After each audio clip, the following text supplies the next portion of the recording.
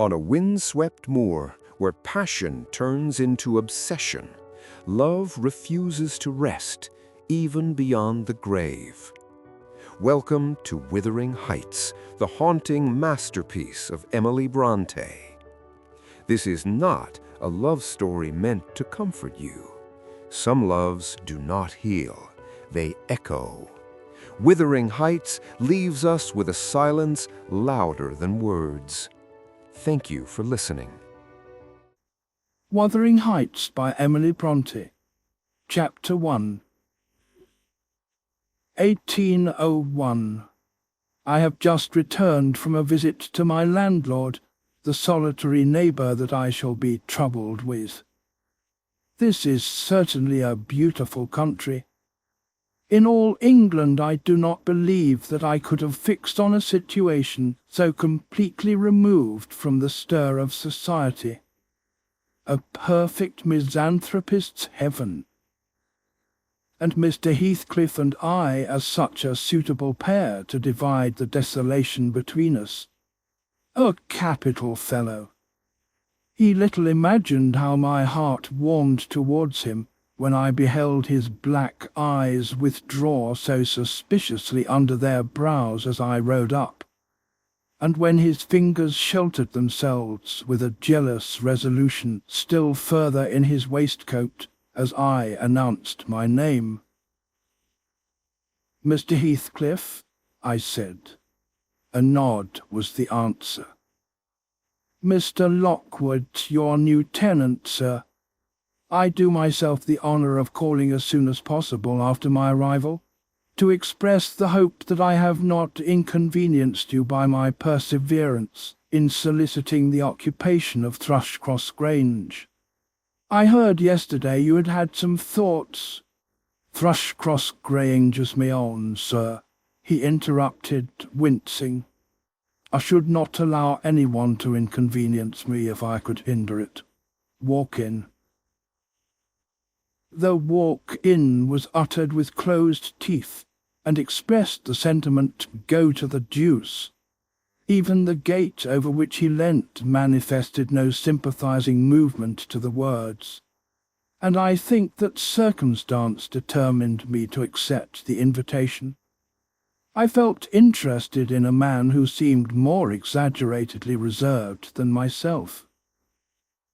When he saw my horse's breast fairly pushing the barrier, he did put out his hand to unchain it, and then solemnly preceded me up the causeway, calling as we entered the court, "Joseph, take Mr. Lockwood's horse, and bring up some wine."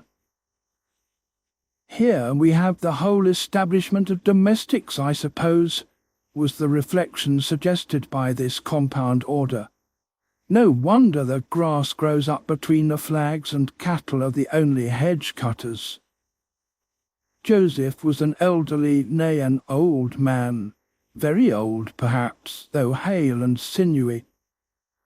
"The Lord help us," he soliloquized in an undertone of peevish displeasure while relieving me of my horse, looking meantime in my face so sourly that I charitably conjectured he must have need of divine aid to digest his dinner, and his pious ejaculation had no reference to my unexpected advent.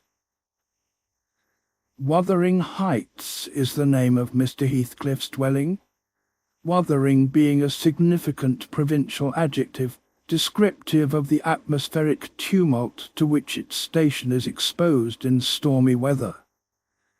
Pure bracing ventilation they must have up there at all times indeed. One may guess the power of the north wind blowing over the edge by the excessive slant of a few stunted firs at the end of the house, and by a range of gaunt thorns all stretching their limbs one way, as if craving alms of the sun. Happily, the architect had foresight to build it strong. The narrow windows are deeply set in the wall, and the corners defended with large jutting stones. Before passing the threshold, I paused to admire a quantity of grotesque carving lavished over the front, and especially about the principal door. above which, among a wilderness of crumbling griffins and shameless little boys, I detected the date 1500 and the name Catherine Earnshaw. I would have made a few comments and requested a short history of the place from the surly owner, but his attitude at the door appeared to demand my speedy entrance or complete departure, and I had no desire to aggravate his impatience previous to inspecting the penetralium. One stop brought us into the family sitting room without any introductory lobby or passage. They call it here the house preeminently. It includes kitchen and parlour generally, but I believe at Wuthering Heights the kitchen is forced to retreat altogether into another quarter. At least I distinguished a chatter of tongues and a clatter of culinary utensils deep within. And I observed no signs of roasting, boiling, or baking about the huge fireplace, nor any glitter of copper saucepans and tin colanders on the walls. One end indeed reflected splendidly both light and heat from ranks of immense pewter dishes, interspersed with silver jugs and tankards, towering row after row on a vast oak dresser to the very roof. The latter had never been underdrawn, its entire anatomy laid bare to an inquiring eye, except where a frame of wood laden with oatcakes and clusters of legs of beef, mutton and ham concealed it. Above the chimney were sundry villainous old guns and a couple of horse pistols, and by way of ornament 3 gaudily painted canisters disposed along its ledge. The floor was of smooth white stone, the chairs, high-backed primitive structures, painted green, 1 or 2 heavy black ones lurking in the shade. In an arch under the dresser reposed a huge liver-coloured bitch pointer, surrounded by a swarm of squealing puppies, and other dogs haunted other recesses. The apartment and furniture would have been nothing extraordinary as belonging to a homely northern farmer with a stubborn countenance and stalwart limbs set out to advantage in knee-breeches and gaiters. Such an individual seated in his armchair, his mug of ale frothing on the round table before him, is to be seen in any circuit of 5 or 6 miles among these hills, if you go at the right time after dinner. But Mr. Heathcliff forms a singular contrast to his abode and style of living.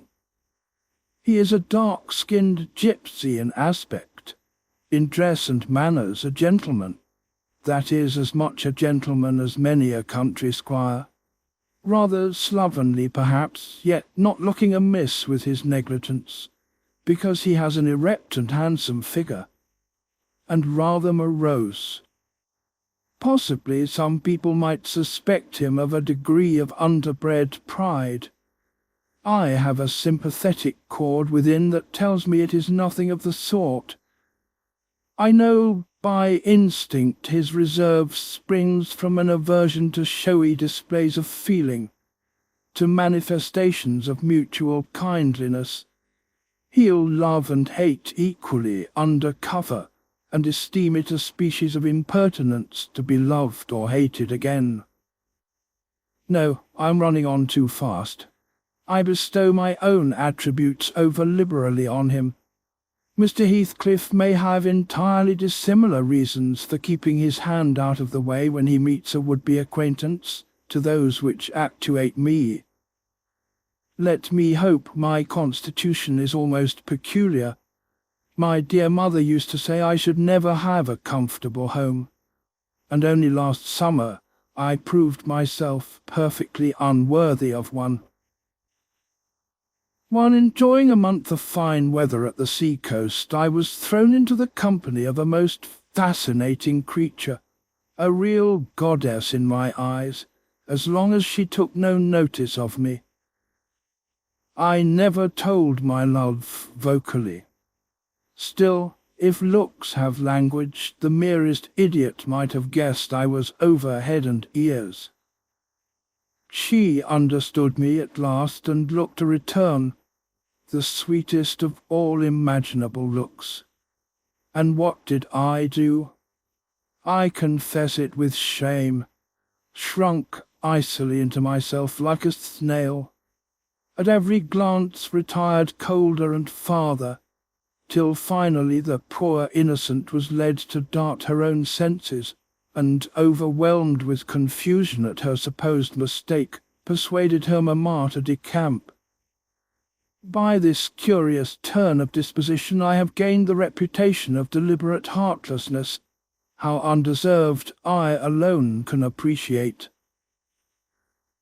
I took a seat at the end of the hearthstone opposite that towards which my landlord advanced, and filled up an interval of silence by attempting to caress the canine mother, who had left her nursery and was sneaking wolfishly to the back of my legs, her lip curled up, and her white teeth watering for a snatch. My caress provoked a long guttural gnarl. "You'd better let the dog alone," growled Mr. Heathcliff in unison, checking fiercer demonstrations with a punch of his foot. "She's not accustomed to be spoiled, not kept for a pet." Then, striding to a side door, he shouted again, "Joseph?" Joseph mumbled indistinctly in the depths of the cellar, but gave no intimation of ascending. So his master dived down to him, leaving me vis-à-vis the ruffianly bitch and a pair of grim, shaggy sheepdogs, who shared with her a jealous guardianship over all my movements. Not anxious to come in contact with their fangs, I sat still. But imagining they would scarcely understand tacit insults, I unfortunately indulged in winking and making faces at the trio, and some turn of my physiognomy so irritated Madame that she suddenly broke into a fury and leapt on my knees. I flung her back and hastened to interpose the table between us. This proceeding aroused the whole hive. Half a dozen four-footed fiends of various sizes and ages issued from hidden dens to the common centre. I felt my heels and coat-laps peculiar subjects of assault, and parrying off the larger combatants as effectually as I could with the poker, I was constrained to demand aloud assistance from some of the household in re-establishing peace. Mr. Heathcliff and his man climbed the cellar steps with vexatious phlegm. I don't think they moved 1 second faster than usual, though the hearth was an absolute tempest of worrying and yelping. Happily, an inhabitant of the kitchen made more dispatch. A lusty dame with tucked-up gown, bare arms and fire-flushed cheeks rushed into the midst of us flourishing a frying-pan, and used that weapon and her tongue to such purpose that the storm subsided magically, and she only remained heaving like a sea after a high wind, when her master entered on the scene. "What the devil is the matter?" he asked, eyeing me in a manner that I could ill endure after this inhospitable treatment. "What the devil indeed?" I muttered. "The herd of possessed swine could have had no worse spirits in them than those animals of yours, sir. You might as well leave a stranger with a brood of tigers." "They won't meddle with persons who touch nothing," he remarked, putting the bottle before me and restoring the displaced table. "The dogs do right to be vigilant. Take a glass of wine?" "No, thank you." "Not bitten, are you?" "If I had been, I would have set my signet on the biter." Heathcliff's countenance relaxed into a grin. "Come, come," he said. "You are flurried, Mr. Lockwood. Here, take a little wine. Guests are so exceeding rare in this house that I and my dogs, I am willing to own, hardly know how to receive them. Your health, sir?" I bowed and returned the pledge, beginning to perceive that it would be foolish to sit sulking for the misbehaviour of a pack of curs. Besides, I felt loath to yield the fellow further amusement at my expense, since his humour took that turn. He, probably swayed by prudential consideration of the folly of offending a good tenant, relaxed a little, in the laconic style of chipping off his pronouns and auxiliary verbs, and introduced what he supposed would be a subject of interest to me, a discourse on the advantages and disadvantages of my present place of retirement. I found him very intelligent on the topics we touched, and before I went home, I was encouraged so far as to volunteer another visit tomorrow. He evidently wished no repetition of my intrusion. I shall go, notwithstanding. It is astonishing how sociable I feel myself compared with him. End of Chapter 1. Recording by Ruth Golding.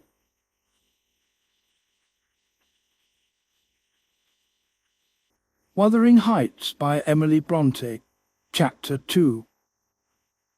Yesterday afternoon set in misty and cold. I had half a mind to spend it by my study fire instead of wading through heath and mud to Wuthering Heights. On coming up from dinner, however, N.B. I dine between 12 and 1 o'clock.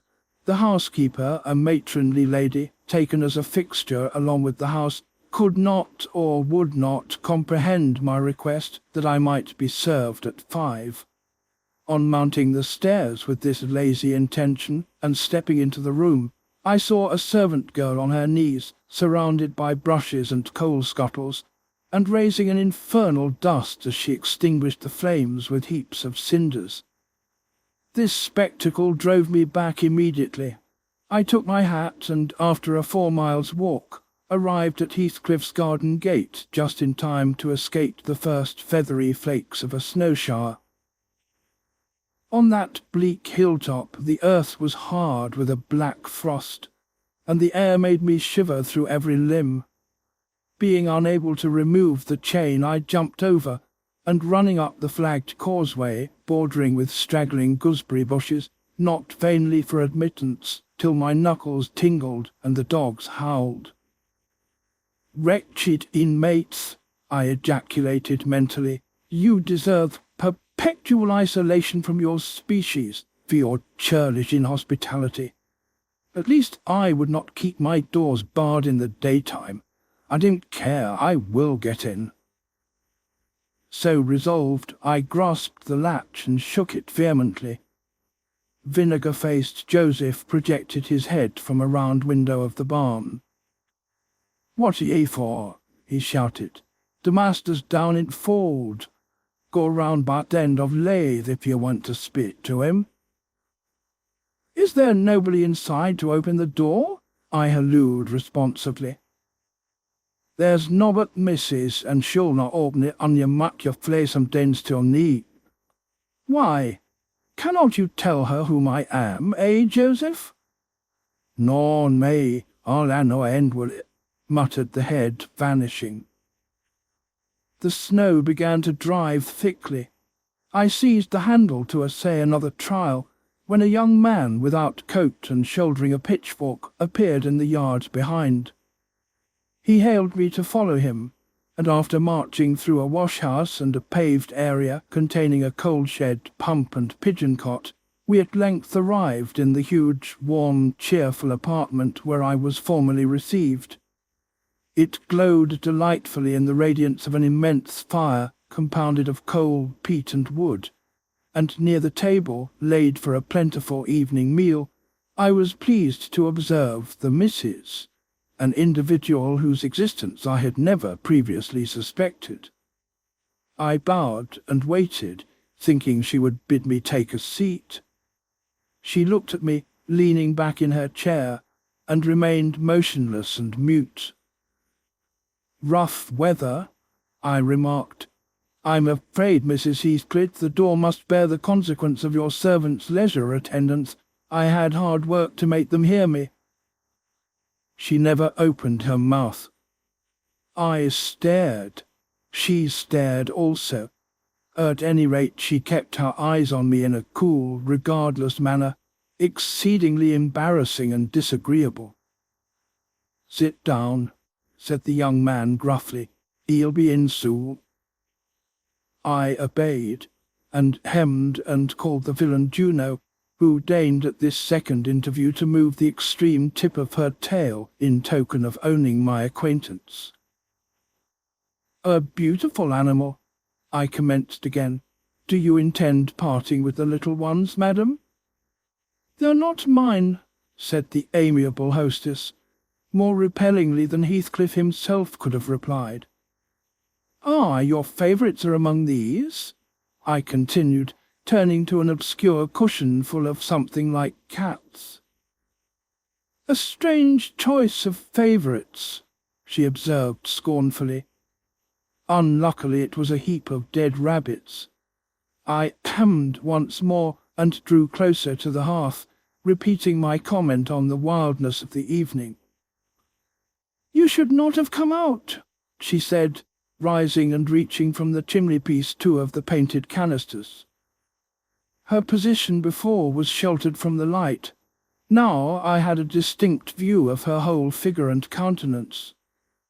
She was slender and apparently scarcely past girlhood, an admirable form, and the most exquisite little face that I have ever had the pleasure of beholding. Small features, very fair, flaxen ringlets, or rather golden, hanging loose on her delicate neck, and eyes, had they been agreeable in expression, that would have been irresistible. Fortunately for my susceptible heart, the only sentiment they evinced hovered between scorn and a kind of desperation, singularly unnatural to be detected there. The canisters were almost out of her reach. I made a motion to aid her. She turned upon me, as a miser might turn if anyone attempted to assist him in counting his gold. "I don't want your help," she snapped. "I can get them for myself." "I beg your pardon," I hastened to reply. "Were you asked to tea?" she demanded, tying an apron over her neat black frock, and standing with a spoonful of the leaf poised over the pot. "I shall be glad to have a cup," I answered. "Were you asked?" she repeated. "No," I said, half smiling. "You are the proper person to ask me." She flung the tea back, spoon and all, and resumed her chair in a pet, her forehead corrugated and her red underlip pushed out, like a child's ready to cry. Meanwhile the young man had slung onto his person a decidedly shabby upper garment, and, erecting himself before the blaze, looked down on me from the corner of his eyes, for all the world as if there were some mortal feud unavenged between us. I began to doubt whether he were a servant or not. His dress and speech were both rude, entirely devoid of the superiority observable in Mr. and Mrs. Heathcliff. His thick brown curls were rough and uncultivated, his whiskers encroached bearishly over his cheeks, and his hands were embrowned like those of a common labourer. Still his bearing was free, almost haughty, and he showed none of a domestic's assiduity in attending on the lady of the house. In the absence of clear proofs of his condition, I deemed it best to abstain from noticing his curious conduct, and 5 minutes afterwards the entrance of Heathcliff relieved me in some measure from my uncomfortable state. "You see, sir, I'm come according to promise," I exclaimed, assuming the cheerful, "and I fear I shall be weather-bound for half an hour, if you can afford me shelter during that space." "Half an hour," he said, shaking the white flakes from his clothes. "I wonder you should select a thick of a snowstorm to ramble about in. Do you know that you run a risk of being lost in the marshes? People familiar with these moors often miss their road on such evenings, and I can tell you there is no chance of a change at present. Perhaps I can get a guide among your lads, and he might stay at the Grange till morning. Could you spare me one?" "No, I could not." "Oh, indeed. Well, then I must trust to my own sagacity." "Are you going to mak the tea?" demanded he of the shabby coat, shifting his ferocious gaze from me to the young lady. "Is he to have any?" she asked, appealing to Heathcliff. "Get it ready, will you?" was the answer, uttered so savagely that I started. The tone in which the words were said revealed a genuine bad nature. I no longer felt inclined to call Heathcliff a capital fellow. When the preparations were finished, he invited me with, "Now, sir, bring forward your chair," and we all, including the rustic youth, drew round the table, an austere silence prevailing while we discussed our meal. I thought if I had caused the cloud, it was my duty to make an effort to dispel it. They could not every day sit so grim and taciturn, and it was impossible, however ill-tempered they might be, that the universal scowl they wore was their everyday countenance. "It is strange," I began, in the interval of swallowing one cup of tea and receiving another. "It is strange how custom can mould our tastes and ideas. Many could not imagine the existence of happiness in a life of such complete exile from the world as you spend, Mr. Heathcliff. Yet I'll venture to say that, surrounded by your family, and with your amiable lady as the presiding genius over your home and heart—" "My amiable lady," he interrupted, with an almost diabolical sneer on his face. "Where is she, my amiable lady?" "Mrs. Heathcliff, your wife, I mean." "Well, yes. Or you would intimate that her spirit has taken the post of ministering angel, and guards the fortunes of Wuthering Heights, even when her body is gone. Is that it?" Perceiving myself in a blunder, I attempted to correct it. I might have seen there was too great a disparity between the ages of the parties to make it likely that they were man and wife. One was about 40, a period of mental vigour at which men seldom cherish the delusion of being married for love by girls. That dream is reserved for the solace of our declining years. The other did not look 17. Then it flashed on me. The clown at my elbow, who is drinking his tea out of a basin and eating his bread with unwashed hands, may be her husband. Heathcliff Jr., of course. Here is the consequence of being buried alive. She has thrown herself away upon that boor from sheer ignorance that better individuals existed. A sad pity. I must beware how I cause her to regret her choice. My last reflection may seem conceited. It was not. My neighbours struck me as bordering on repulsive. I knew through experience that I was tolerably attractive. "Mrs. Heathcliff is my daughter-in-law," said Heathcliff, corroborating my surmise. He turned as he spoke a peculiar look in her direction, a look of hatred, unless he has a most perverse set of facial muscles that will not, like those of other people, interpret the language of his soul. "Ah, certainly. I see now. You are the favoured possessor of the beneficent fairy," I remarked, turning to my neighbour.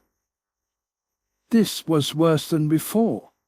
The youth grew crimson and clenched his fist with every appearance of a meditated assault.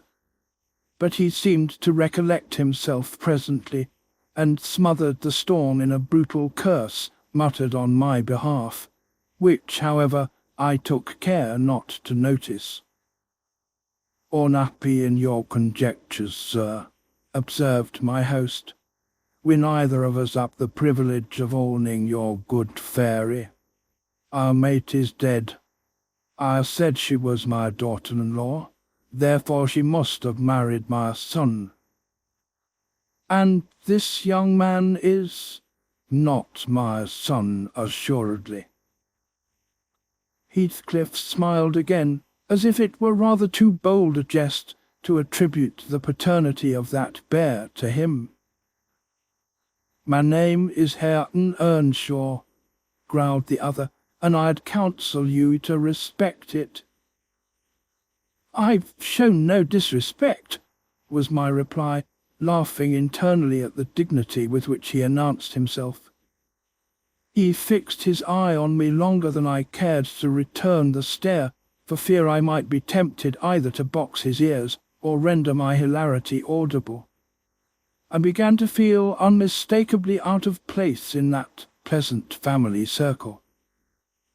The dismal spiritual atmosphere overcame and more than neutralized the glowing physical comforts round me, and I resolved to be cautious how I ventured under those rafters a third time.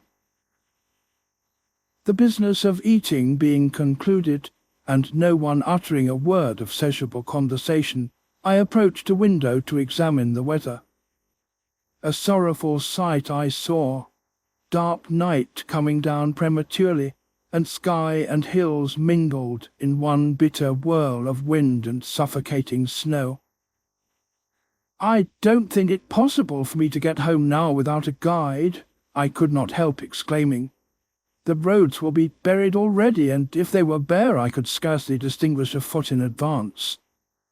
Ayrton, drive those Dutton sheep into the barn porch. They'll be covered if left in the fold all night, and put a plank before them, said Heathcliff. How must I do? I continued with rising irritation. There was no reply to my question, and on looking round I saw only Joseph bringing in a pail of porridge for the dogs, and Mrs. Heathcliff leaning over the fire, diverting herself with burning a bundle of matches which had fallen from the chimney-piece as she restored the tea canister to its place. The former, when he had deposited his burden, took a critical survey of the room, and in cracked tones grated out, "I wonder how ye can fashion to stand there in idleness and war, when all an 'em's gone out. But you're a nowt, and it's no use talking. You'll never mend o' ye old ways, but go right to devil like your mother afore ye." I imagined for a moment that this piece of eloquence was addressed to me, and, sufficiently enraged, stepped towards the aged rascal with an intention of kicking him out of the door. Mrs. Heathcliff, however, checked me by her answer. "You scandalous old hypocrite," she replied. "Are you not afraid of being carried away bodily whenever you mention the devil's name? I warn you to refrain from provoking me, or I'll ask your abduction as a special favour. Stop. Look here, Joseph," she continued, taking a long dark book from a shelf. "I'll show you how far I've progressed in the black art. I shall soon be competent to make a clear house of it. The red cow didn't die by chance, and your rheumatism can hardly be reckoned among providential visitations." "Oh, wicked, wicked," gasped the elder. "May the Lord deliver us from evil." "No, reprobate. You were a castaway. Be off, or I'll hurt you seriously. I'll have you all modelled in wax and clay, and the first who passes the limit I fix shall— I'll not say what he shall be done to, but you'll see. Go, I'm looking at you." The little witch put a mock malignity into her beautiful eyes, and Joseph, trembling with sincere horror, hurried out, praying and ejaculating, "Wicked," as he went out. I thought her conduct must be prompted by a species of dreary fun, and now that we were alone I endeavoured to interest her in my distress. "Mrs. Heathcliff," I said earnestly, "you must excuse me for troubling you. I presume, because with that face, I'm sure you cannot help being good-hearted. Do point out some landmarks by which I may know my way home. I have no more idea how to get there than you would have how to get to London." "Take the road you came," she answered, ensconcing herself in a chair with a candle and the long book open before her. It is brief advice, but as sound as I can give. Then, if you hear of me being discovered dead in a bog or a pit full of snow, your conscience won't whisper that it is partly your fault. How so? I cannot escort you. They wouldn't let me go to the end of the garden wall. You! I should be sorry to ask you to cross the threshold for my convenience on such a night, I cried. I want you to tell me my way, not to show it, or else to persuade Mr. Heathcliff to give me a guide. Who? There is himself, Earnshaw, Zillah, Joseph, and I. Which would you have? Are there no boys at the farm? No, those are all. Then it follows that I am compelled to stay. That you may settle with your host. I have nothing to do with it. I hope it'll be a lesson to you to make no more rash journeys on these hills, cried Heathcliff's stern voice from the kitchen entrance. As to staying here, I don't keep accommodations for visitors. You must share a bed with Ayrton or Joseph if you do. I can sleep on a chair in this room, I replied. No, no. A stranger is a stranger, be he rich or poor.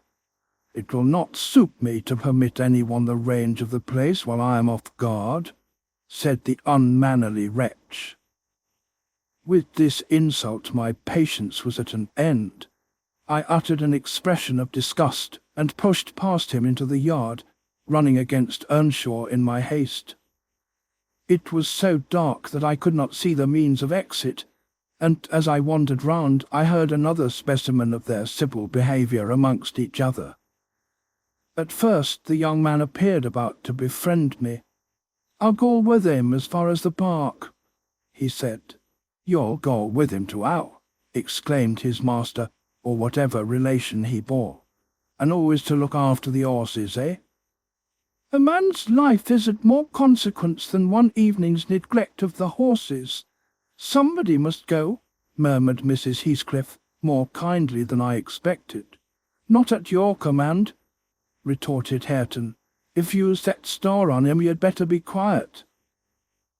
"Then I hope his ghost will haunt you, and I hope Mr. Heathcliff will never get another tenant till the Grange is a ruin," she answered sharply. Hearken, shows cursing on 'em," muttered Joseph, towards whom I had been steering. He sat within earshot, milking the cows by the light of a lantern, which I seized unceremoniously, and calling out that I would send it back on the morrow, rushed to the nearest postern. Master, he's staying London," shouted the ancient, pursuing my retreat. Natcher, dog, wolf, hold him, hold him." On opening the little door, two hairy monsters flew at my throat, bearing me down and extinguishing the light, while a mingled guffaw from Heathcliff and Hareton put the copestone on my rage and humiliation. Fortunately, the beasts seemed more bent on stretching their paws and yawning and flourishing their tails than devouring me alive. But they would suffer no resurrection, and I was forced to lie till their malignant masters pleased to deliver me. Then, hatless and trembling with wrath, I ordered the miscreants to let me out, on their peril to keep me 1 minute longer, with several incoherent threats of retaliation that in their indefinite depth of virulency smacked of King Lear. The vehemence of my agitation brought on a copious bleeding at the nose, and still Heathcliff laughed, and still I scolded. I don't know what would have concluded the scene, had there not been one person at hand rather more rational than myself, and more benevolent than my entertainer. This was Zillah, the stout housewife, who at length issued forth to inquire into the nature of the uproar. She thought that some of them had been laying violent hands on me, and not daring to attack her master, she turned her vocal artillery against the younger scoundrel. "Real Mr. Earnshaw," she cried, "I wonder what you'll have agate next.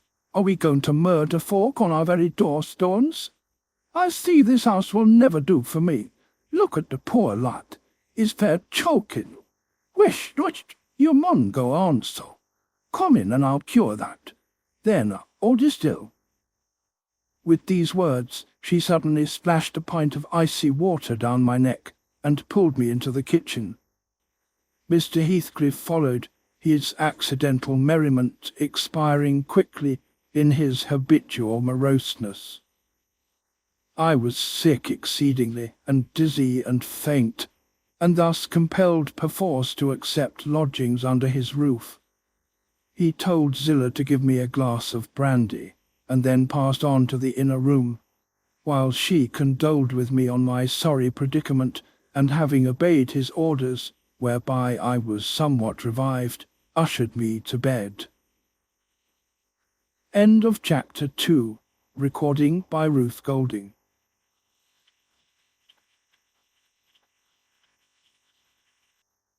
Wuthering Heights by Emily Brontë. Chapter 3. While leading the way upstairs, she recommended that I should hide the candle and not make a noise, for her master had an odd notion about the chamber she would put me in, and never let anybody lodge there willingly. I asked the reason. She did not know, she answered. She had only lived there a year or two, and they had so many queer goings-on she could not begin to be curious. Too stupefied to be curious myself, I fastened my door and glanced round for the bed. The whole furniture consisted of a chair, a clothes-press, and a large oak case, with squares cut out near the top resembling coach windows. Having approached this structure, I looked inside, and perceived it to be a singular sort of old-fashioned couch, very conveniently designed to obviate the necessity for every member of the family having a room to himself. In fact, it formed a little closet, and the ledge of a window which it enclosed served as a table. I slid back the panelled sides, got in with my light, pulled them together again, and felt secure against the vigilance of Heathcliff and everyone else. The ledge where I placed my candle had a few mildewed books piled up in one corner, and it was covered with writing scratched on the paint. This writing, however, was nothing but a name repeated in all kinds of characters, large and small. Catherine Earnshaw. Here and there varied to Catherine Heathcliff, and then again to Catherine Linton. In vapid listlessness I leant my head against the window, and continued spelling over Catherine Earnshaw, Heathcliff, Linton, till my eyes closed. But they had not rested 5 minutes when a glare of white letters started from the dark, as vivid as spectres. The air swarmed with Catherines, and rousing myself to dispel the obtrusive name, I discovered my candlewick reclining on one of the antique volumes, and perfuming the place with an odour of roasted calf-skin. I snuffed it off, and, very ill at ease under the influence of cold and lingering nausea, sat up and spread open the injured tome on my knee. It was a testament in lean type and smelling dreadfully musty. A flyleaf bore the inscription, "Catherine Earnshaw, her book," and a date some quarter of a century back. I shut it, and took up another and another till I had examined all. Catherine's library was select, and its state of dilapidation proved it to have been well used, though not altogether for a legitimate purpose. Scarcely one chapter had escaped a pen-and-ink commentary, at least the appearance of one, covering every morsel of blank that the printer had left. Some were detached sentences. Other parts took the form of a regular diary, scrawled in an unformed, childish hand. At the top of an extra page, quite a treasure probably when first lighted on, I was greatly amused to behold an excellent caricature of my friend Joseph, rudely yet powerfully sketched. An immediate interest kindled within me for the unknown Catherine, and I began forthwith to decipher her faded hieroglyphics. "An awful Sunday," commenced the paragraph beneath. "I wish my father were back again. Hindley is a detestable substitute. His conduct to Heathcliff is atrocious. H and I are going to rebel. We took our initiatory step this evening. All day had been flooding with rain. We could not go to church, so Joseph must needs get up a congregation in the garret. And while Hindley and his wife basked downstairs before a comfortable fire, doing anything but reading their Bibles, I'll answer for it, Heathcliff, myself, and the unhappy ploughboy were commanded to take our prayer books and mount. We were ranged in a row on a sack of corn, groaning and shivering, and hoping that Joseph would shiver too, so that he might give us a short homily for his own sake. A vain idea. The service lasted precisely 3 hours, and yet my brother had the face to exclaim, when he saw us descending, "What, done already?" On Sunday evenings we used to be permitted to play, if we did not make much noise. Now a mere titter is sufficient to send us into corners. "You forget you have a master here," says the tyrant. "I'll demolish the first who puts me out of temper. I insist on perfect sobriety and silence." "Oh, boy, was that you?" "Francis, darling, pull his hair as you go by. I heard him snap his fingers." Frances pulled his hair heartily, and then went and seated herself on her husband's knee, and there they were like 2 babies, kissing and talking nonsense by the hour. Foolish palaver that we should be ashamed of. We made ourselves as snug as our means allowed in the arch of the dresser. I had just fastened our pinafores together and hung them up for a curtain, when in comes Joseph on an errand from the stables.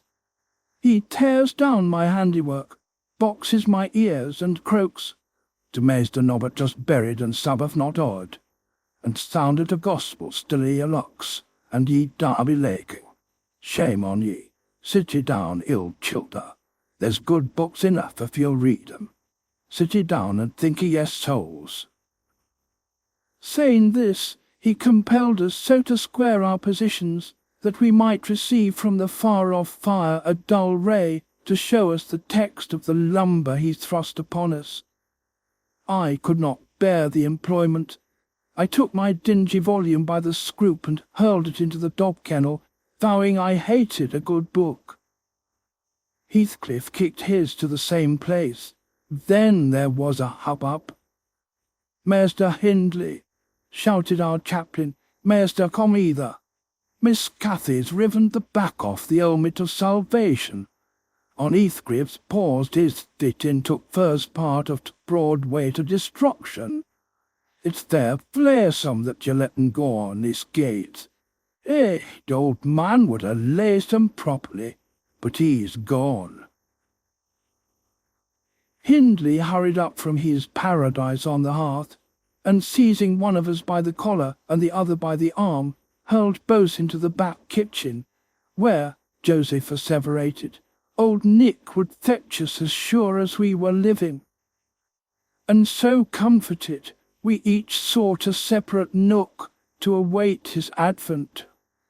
I reached this book and a pot of ink from a shelf, and pushed the house door ajar to give me light, and I have got the time on with writing for 20 minutes. But my companion is impatient, and proposes that we should appropriate the dairywoman's cloak and have a scamper on the moors under its shelter. A pleasant suggestion, and then, if the surly old man come in, he may believe his prophecy verified. We cannot be damper or colder in the rain than we are here.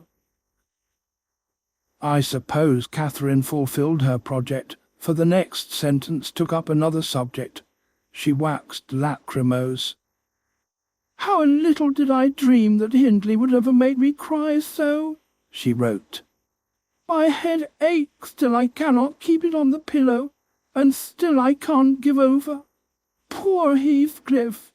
Hindley calls him a vagabond, and won't let him sit with us nor eat with us any more. And he says he and I must not play together, and threatens to turn him out of the house if we break his orders. He has been blaming our father, how dared he, for treating H too liberally, and swears he will reduce him to his right place." I began to nod drowsily over the dim page. My eye wandered from manuscript to print. I saw a red ornamented title, 70 times 7 and the first of the 71st, a pious discourse delivered by the Reverend Jabez Branderham in the chapel of Gimmerton, Suff. And while I was, half-consciously, worrying my brain to guess what Jabez Branderham would make of his subject, I sank back in bed and fell asleep. Alas for the effect of bad tea and bad temper! What else could it be that made me pass such a terrible night? I don't remember another that I can at all compare with it since I was capable of suffering. I began to dream almost before I ceased to be sensible of my locality. I thought it was morning, and I had set out on my way home with Joseph for a guide. The snow lay yards deep in our road, and as we floundered on, my companion wearied me with constant reproaches that I had not brought a pilgrim's staff, telling me that I could never get into the house without one, and boastfully flourishing a heavy-headed cudgel, which I understood to be so denominated. For a moment I considered it absurd that I should need such a weapon to gain admittance into my own residence. Then a new idea flashed across me. I was not going there. We were journeying to hear the famous Jabez Branderham preach from the text 70 times 7, and either Joseph the preacher or I had committed the first of the 71st, and were to be publicly exposed and excommunicated. We came to the chapel. I have passed it really in my walks, twice or thrice. It lies in a hollow between two hills, an elevated hollow near a swamp, whose peaty moisture is said to answer all the purposes of embalming on the few corpses deposited there. The roof has been kept whole hitherto, but as the clergyman's stipend is only £20 per annum, and a house with 2 rooms, threatening speedily to determine into one, no clergyman will undertake the duties of pastor, especially as it is currently reported that his flock would rather let him starve than increase the living by 1 penny from their own pockets.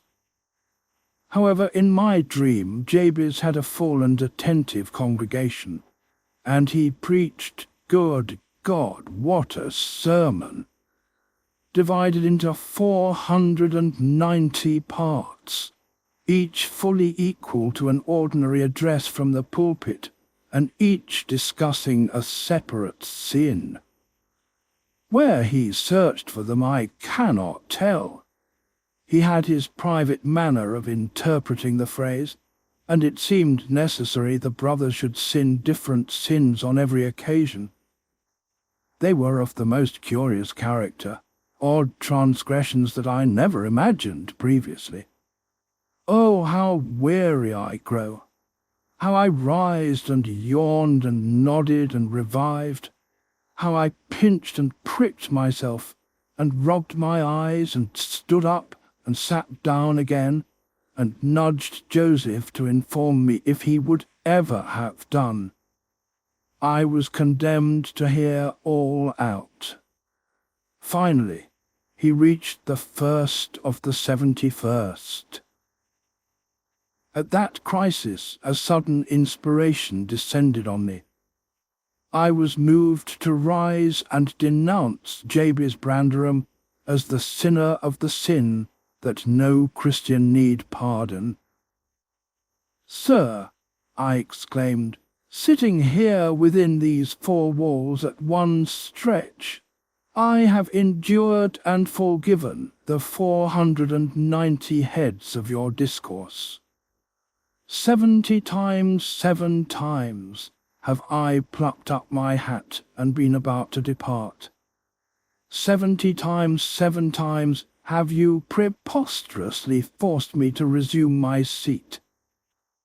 The 491st is too much.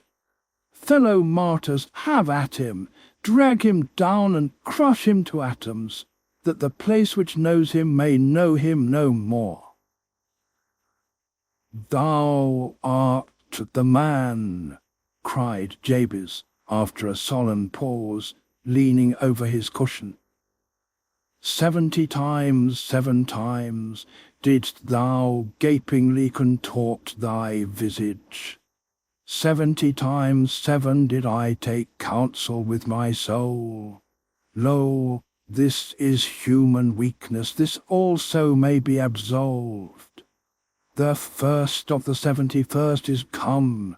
Brethren, execute upon him the judgment written. Such honour have all his saints."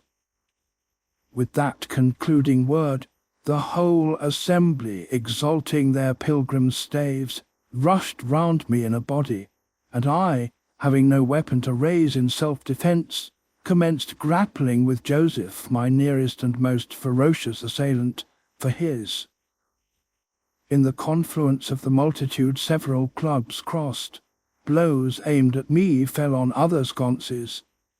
Presently the whole chapel resounded with rappings and counter-rappings. Every man's hand was against his neighbour, and Branderham, unwilling to remain idle, poured forth his zeal in a shower of loud taps on the boards of the pulpit, which responded so smartly that, at last, to my unspeakable relief, they woke me. And what was it that had suggested the tremendous tumult? What had played Jabez's part in the row? Merely the branch of a fir tree that touched my lattice as the blast wailed by and rattled its dry cones against the panes.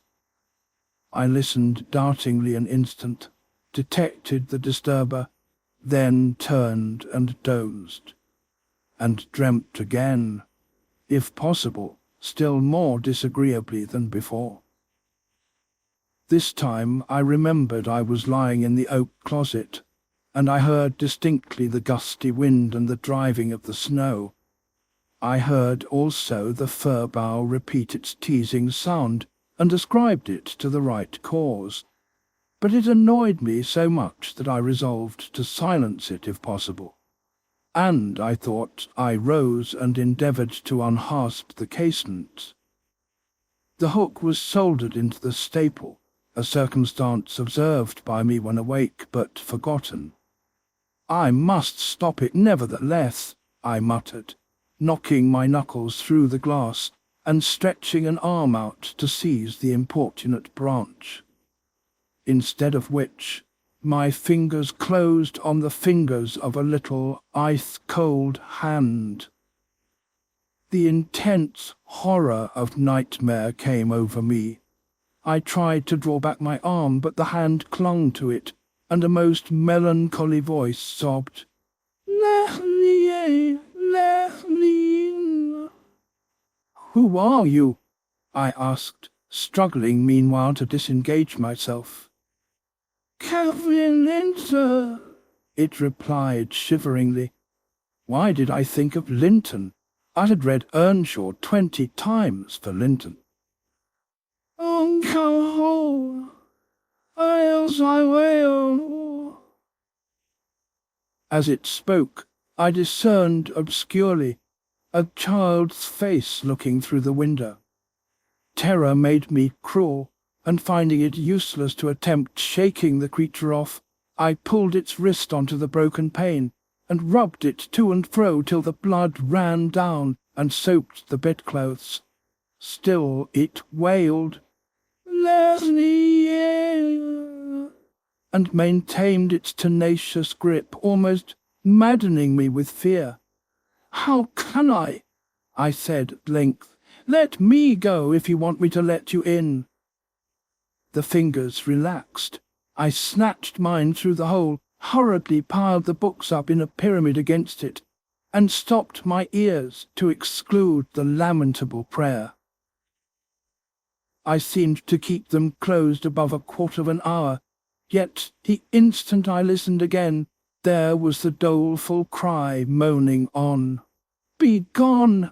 I shouted. "I'll never let you in, not if you beg for 20 years.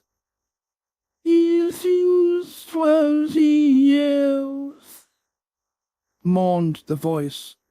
20 years. I'll be away for 20 years.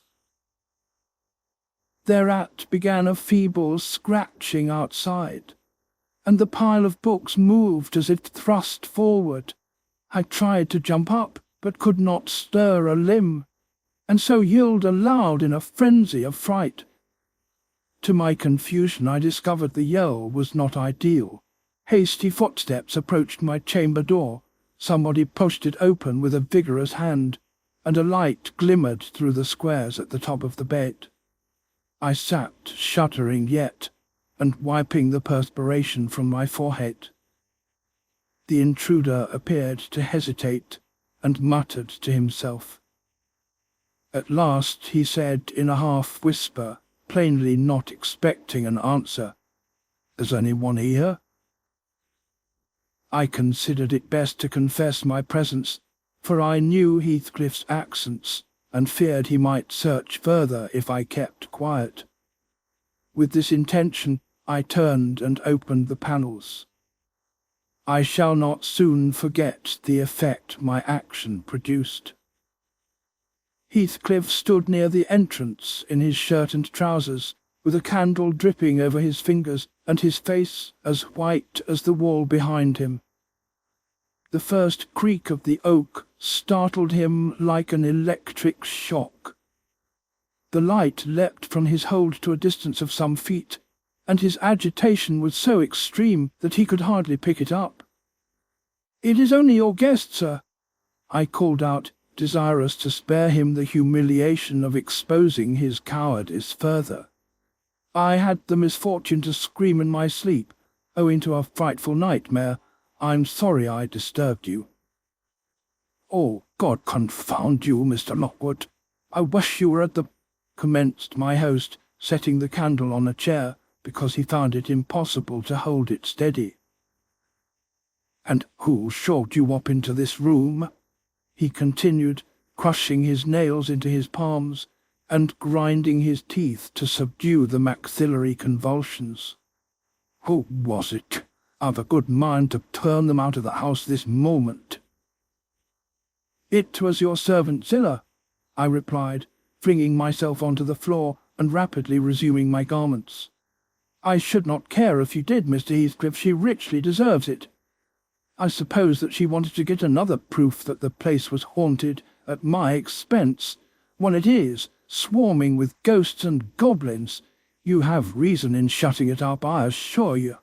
No one will thank you for a doze in such a den." "What do you mean?" asked Heathcliff, "and what are you doing?" "Lie down and finish out the night, since you are here. But for heaven's sake, don't repeat that horrid noise. Nothing could excuse it, unless you're having your throat cut." "If the little fiend had got in at the window, she probably would have strangled me," I returned. "I'm not going to endure the persecutions of your hospitable ancestors again. Was not the Reverend Jabez Randram akin to you on the mother's side? And that minx Catherine Linton or Earnshaw, or however she was called, she must have been a changeling, wicked little soul. She told me she had been walking the earth these 20 years, a just punishment for her mortal transgressions, I've no doubt." Scarcely were these words uttered, when I recollected the association of Heathcliff's with Catherine's name in the book, which had completely slipped from my memory till thus awakened. I blushed at my inconsideration, but without showing further consciousness of the offence, I hastened to add, "The truth is, sir, I passed the first part of the night in—" Here I stopped afresh. I was about to say, perusing those old volumes. Then it would have revealed my knowledge of their written as well as their printed contents. So, correcting myself, I went on, "In spelling over the name scratched on that window ledge, a monotonous occupation calculated to set me asleep, like counting or—" "What can you mean by talking in this way to me?" thundered Heathcliff with savage vehemence. How dare you, under my roof? Art you's mad to speak for?" And he struck his forehead with rage. I did not know whether to resent this language or pursue my explanation, but he seemed so powerfully affected that I took pity and proceeded with my dreams, affirming I had never heard the appellation of Catherine Linton before, but reading it often over produced an impression which personified itself when I had no longer my imagination under control. Heathcliff gradually fell back into the shelter of the bed as I spoke, finally sitting down almost concealed behind it. I guessed, however, by his irregular and intercepted breathing, that he struggled to vanquish an excess of violent emotion. Not liking to show him that I had heard the conflict, I continued my toilet rather noisily, looked at my watch, and soliloquized on the length of the night. "Not 3 o'clock yet. I could have taken oath it had been 6. Time stagnates here. We must surely have retired to rest at 8. Always at 9 in winter, and rise at 4, said my host, suppressing a groan, and, as I fancied, by the motion of his arm's shadow, dashing a tear from his eyes. "Mr. Lockwood," he added, "you may go into my room. You'll only be in the way coming downstairs so early, and your childish outcry has sent sleep to the devil for me." "And for me too," I replied. "I'll walk in the yard till daylight, and then I'll be off. And you need not dread a repetition of my intrusion. I'm now quite cured of seeking pleasure in society, be it country or town. A sensible man ought to find sufficient company in himself." "Delightful company," muttered Heathcliff. "Take the candle and go where you please. I shall join you directly. Keep out of the yard door, the dogs are unchained, and the house—do you know Mount Sentinel there?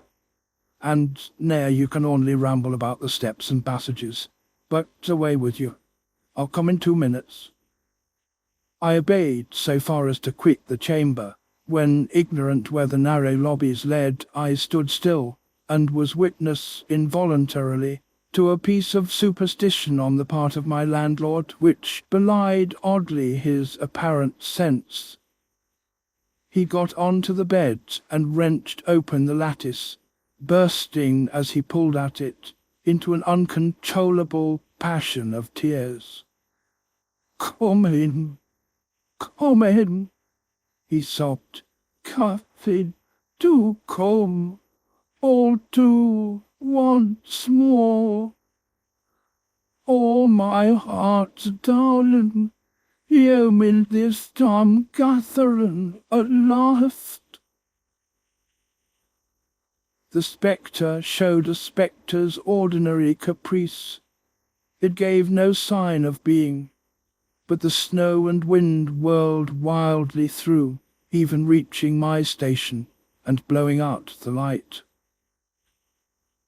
There was such anguish in the gush of grief that accompanied this raving that my compassion made me overlook its folly, and I drew off, half angry to have listened at all, and vexed at having related my ridiculous nightmare, since it produced that agony, though why was beyond my comprehension.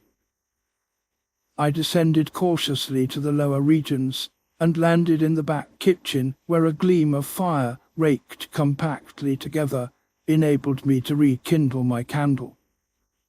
Nothing was stirring except a brindled grey cat, which crept from the ashes and saluted me with a querulous mew. Two benches shaped in sections of a circle nearly enclosed the hearth. On one of these I stretched myself, and Grimalkin mounted the other. We were both of us nodding ere anyone invaded our retreat, and then it was Joseph, shuffling down a wooden ladder that vanished in the roof through a trap, the ascent to his garret, I suppose. He cast a sinister look at the little flame which I had enticed to play between the ribs, swept the cat from its elevation, and, bestowing himself in the vacancy, commenced the operation of stuffing a 3-inch pipe with tobacco. My presence in his sanctum was evidently esteemed a piece of impudence too shameful for remark. He silently applied the tube to his lips, folded his arms, and puffed away. I let him enjoy the luxury unannoyed, and after sucking out his last wreath, and heaving a profound sigh, he got up and departed as solemnly as he came. A more elastic footstep entered next, and now I opened my mouth for a good morning, but closed it again, the salutation unachieved, for Catherine Earnshaw was performing his orison sotto voce in a series of curses directed against every object he touched, while he rummaged a corner for a spade or shovel to dig through the drifts. He glanced over the back of the bench, dilating his nostrils, and thought as little of exchanging civilities with me as with my companion the cat. I guessed by his preparations that egress was allowed, and, leaving my hard couch, made a movement to follow him. He noticed this, and thrust at an inner door with the end of his spade, intimating by an inarticulate sound that there was the place where I must go if I changed my locality. It opened into the house where the females were already astir, Zillah urging flakes of flame up the chimney with a colossal bellows, and Mrs. Heathcliff, kneeling on the hearth, reading a book by the aid of the blaze. She held her hand interposed between the furnace heat and her eyes, and seemed absorbed in her occupation, desisting from it only to chide the servant for covering her with sparks, or to push away a dog now and then that snoozled its nose over forwardly into her face. I was surprised to see Heathcliff there also. He stood by the fire, his back towards me, just finishing a stormy scene with poor Zillah, who ever and anon interrupted her labour to pluck up the corner of her apron and heave an indignant groan. "And you worthless," he broke out as I entered, turning to his daughter-in-law, and employing an epithet as harmless as duck or sheep, but generally represented by a dash. "There you are at your idle tricks again. The rest of 'em do earn their bread. You live on my charity. Put your trash away and find something to do. You shall pay me for the plague of having you eternally in my sight. Do you hear, damnable jade?" "I'll put my trash away because you can make me if I refuse," answered the young lady, closing her book and throwing it on a chair. "But I'll not do anything, though you should swear your tongue out, except what I please." Heathcliff lifted his hand, and the speaker sprang to a safer distance, obviously acquainted with its weight. Having no desire to be entertained by a cat-and-dog combat, I stepped forward briskly, as if eager to partake the warmth of the hearth, and innocent of any knowledge of the interrupted dispute. Each had enough decorum to suspend further hostilities. Heathcliff placed his fists out of temptation in his pockets. Mrs. Heathcliff curled her lip and walked to a seat far off, where she kept her word by playing the part of a statue during the remainder of my stay. That was not long. I declined joining their breakfast, and at the first gleam of dawn took an opportunity of escaping into the free air, now clear and still, and cold as impalpable ice. My landlord hallooed for me to stop ere I reached the bottom of the garden, and offered to accompany me across the moor. It was well he did, for the whole hill-back was one billowy white ocean, the swells and falls not indicating corresponding rises and depressions in the ground. Many pits at least were filled to a level, and entire ranges of mounds, the refuse of the quarries, blotted from the chart which my yesterday's walk left pictured in my mind. I had remarked on one side of the road, at intervals of 6 or 7 yards, a line of upright stones, continued through the whole length of the barren. These were erected and daubed with lime on purpose to serve as guides in the dark, and also when a fall, like the present, confounded the deep swamps on either hand with the firmer path. But except a dirty dot pointing up here and there, all traces of their existence had vanished, and my companion found it necessary to warn me frequently to steer to the right or left, when I imagined I was following correctly the windings of the road. We exchanged little conversation, and he halted at the entrance of Thrushcross Park, saying I could make no error there. Our adieux were limited to a hasty bow, and then I pushed forward, trusting to my own resources, for the porter's lodge is untenanted as yet. The distance from the gate to the Grange is 2 miles. I believe I managed to make it 4, what with losing myself among the trees and sinking up to the neck in snow, a predicament which only those who have experienced it can appreciate. At any rate, whatever were my wanderings, the clock chimed 12 as I entered the house, and that gave exactly an hour for every mile of the usual way from Wuthering Heights. My human fixture and her satellites rushed to welcome me, exclaiming tumultuously they had completely given me up. Everybody conjectured that I perished last night, and they were wondering how they must set about the search for my remains. I bid them be quiet now that they saw me returned, and, benumbed to my very heart, I dragged upstairs, whence, after putting on dry clothes, and pacing to and fro 30 or 40 minutes to restore the animal heat, I adjourned to my study, feeble as a kitten, almost too much so to enjoy the cheerful fire and smoking coffee which the servant had prepared for my refreshment. End of Chapter 3. Recording by Ruth Golding.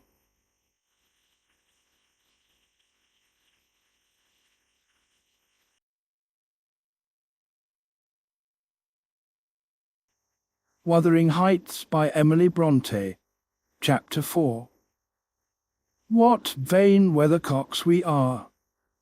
I, who had determined to hold myself independent of all social intercourse, and thanked my stars that at length I had lighted on a spot where it was next to impracticable.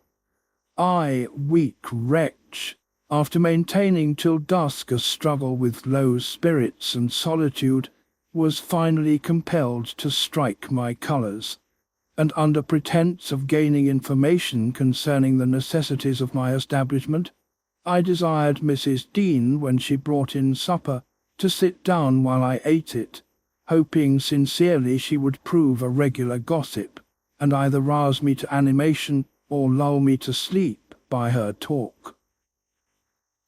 "You have lived here a considerable time," I commenced. "Did you not say 16 years?" "18, sir. I came when the mistress was married to wait on her. After she died, the master retained me for his housekeeper." "Indeed." There ensued a pause. She was not a gossip, I feared, unless about her own affairs, and those could hardly interest me. However, having studied for an interval with a fist on either knee and a cloud of meditation over her ruddy countenance, she ejaculated, "Oh, times are greatly changed since then." "Yes," I remarked, "you've seen a good many alterations, I suppose." "I have, and troubles too," she said. "Oh, I'll turn the talk on my landlord's family," I thought to myself. "A good subject to start. And that pretty girl widow. I should like to know her history, whether she be a native of the country or, as is more probable, an exotic that the surly indigene will not recognise for kin." With this intention I asked Mrs. Dean why Heathcliff left Thrushcross Grange, and preferred living in a situation and residence so much inferior. "Is he not rich enough to keep the estate in good order?" I inquired. "Rich, sir," she returned. "He has nobody knows what money, and every year it increases. Yes, yes, he's rich enough to live in a finer house than this, but is very near, close-handed. And if he had meant to flit to Thrushcross Grange as soon as he heard of a good tenant, he could not have borne to miss the chance of getting a few hundreds more. It is strange people should be so greedy when they are alone in the world. He had a son, it seems. Yes, he had one. He is dead. And that young lady, Mrs. Heathcliff, is his widow? Yes. Where did she come from originally? Why, sir, she is my late master's daughter. Catherine Linton was her maiden name. I nursed her, poor thing. I did wish Mr. Heathcliff would remove here, and then we might have been together again." "What, Catherine Linton?" I exclaimed, astonished. But a minute's reflection convinced me it was not my ghostly Catherine. "Then," I continued, "my predecessor's name was Linton?" "It was." "And who is that Earnshaw, Hareton Earnshaw, who lives with Mr. Heathcliff? Are they relations?" "No, he is the late Mrs. Linton's nephew." "The young lady's cousin, then?" "Yes, and her husband was her cousin also, one on the mother's, the other on the father's side. Heathcliff married Mr. Linton's sister." "I see the house at Wuthering Heights has Earnshaw carved over the front door. Are they an old family?" "Very old, sir, and Hareton is the last of them, as our Miss Cathy is of us. I mean of the Lintons. Have you been to Wuthering Heights? I beg pardon for asking, but I should like to hear how she is." "Mrs. Heathcliff, she looked very well and very handsome, yet, I think, not very happy." "Oh dear, I don't wonder. And how did you like the master?" "A rough fellow, rather, Mrs. Dean. Is not that his character? Rough as a saw edge and hard as a whinstone. The less you meddle with him, the better. He must have had some ups and downs in life to make him such a churl. Do you know anything of his history?" "It's a cuckoo's, sir. I know all about it, except where he was born and who were his parents, and how he got his money at first. And Hareton has been cast out like an unfledged dunnock. The unfortunate lad is the only one in all this parish that does not guess how he has been cheated." "Well, Mrs. Dean, it will be a charitable deed to tell me something of my neighbours. I feel I shall not rest if I go to bed, so be good enough to sit and chat an hour." "Oh, certainly, sir. I'll just fetch a little sewing, and then I'll sit as long as you please. But you've caught cold. I saw you shivering, and you must have some gruel to drive it out." The worthy woman bustled off, and I crouched nearer the fire. My head felt hot, and the rest of me chill. Moreover, I was excited almost to a pitch of foolishness through my nerves and brain. This caused me to feel not uncomfortable, but rather fearful, as I am still, of serious effects from the incidents of today and yesterday. She returned presently, bringing a smoking basin and a basket of work, and having placed the former on the hob, drew in her seat, evidently pleased to find me so companionable. "Before I came to live here," she commenced, waiting no farther invitation to her story, "I was almost always at Wuthering Heights, because my mother had nursed Mr. Emily Earnshaw, that was Ayrton's father, and I got used to playing with the children. I ran errands too and helped to make hay, and hung about the farm ready for anything that anybody would set me to. One fine summer morning, it was the beginning of harvest, I remember, Mr. Earnshaw, the old master, came downstairs, dressed for a journey, and after he had told Joseph what was to be done during the day, he turned to Hindley and Cathy and me, for I sat eating my porridge with them, and he said, speaking to his son, 'Now, my bonny man, I'm going to Liverpool today. What shall I bring you? You may choose what you like, only let it be little, for I shall walk there and back 60 miles each way. That is a long spell.' Hindley named a fiddle, and then he asked Miss Cassie.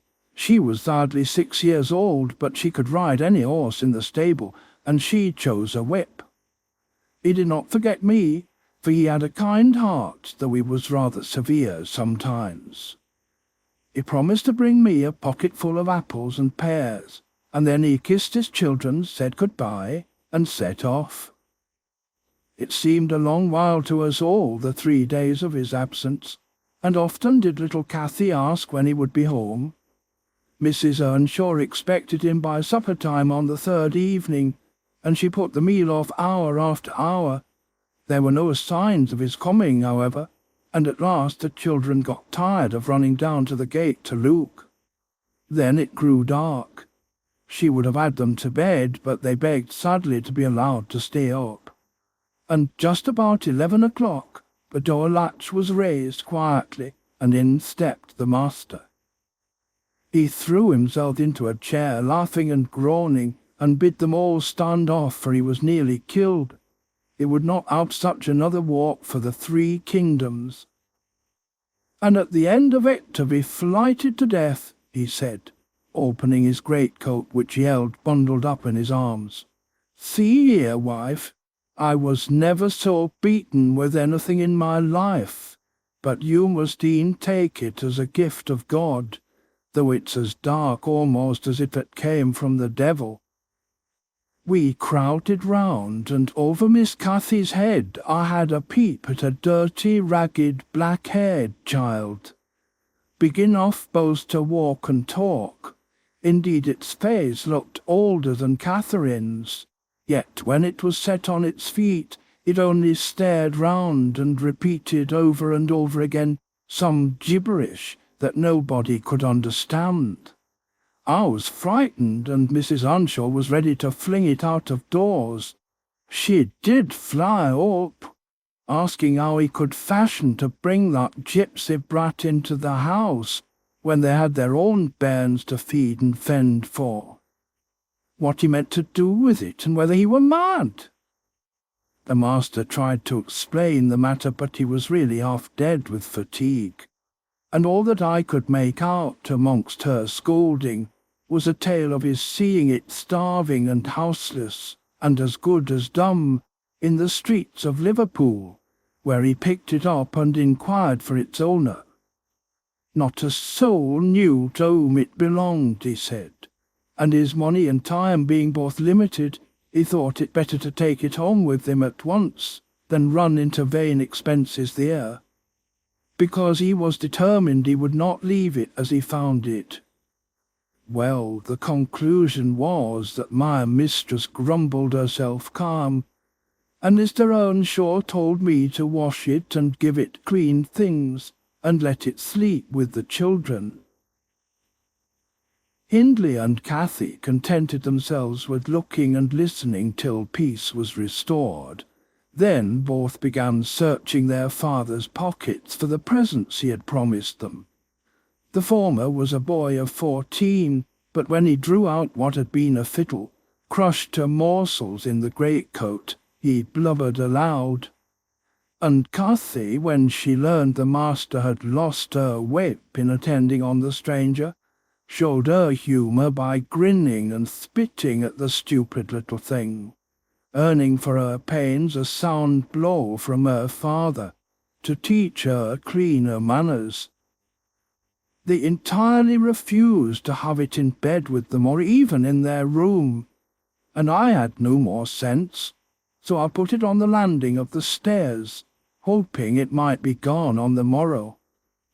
By chance, or else attracted by hearing his voice, it crept to Mr. Earnshaw's door, and there he found it on quitting his chamber. Inquiries were made as to how it got there, I was obliged to confess, and in recompense for my cowardice and inhumanity was sent out of the house. This was Heathcliff's first introduction to the family. On coming back a few days afterwards, for I did not consider my banishment perpetual, I found they had christened him Heathcliff. It was the name of a son who died in childhood, and it has served him ever since, both for Christian and surname.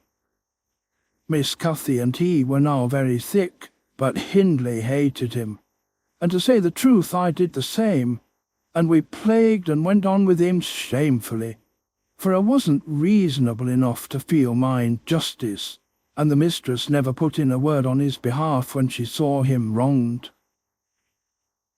He seemed a sullen, patient child, hardened perhaps to ill treatment. He would stand Hindley's blows without winking or shedding a tear, and my pinches moved him only to draw in a breath and open his eyes as if he had hurt himself by accident, and nobody was to blame. This endurance made old Earnshaw furious when he discovered his son persecuting the poor fatherless child, as he called him.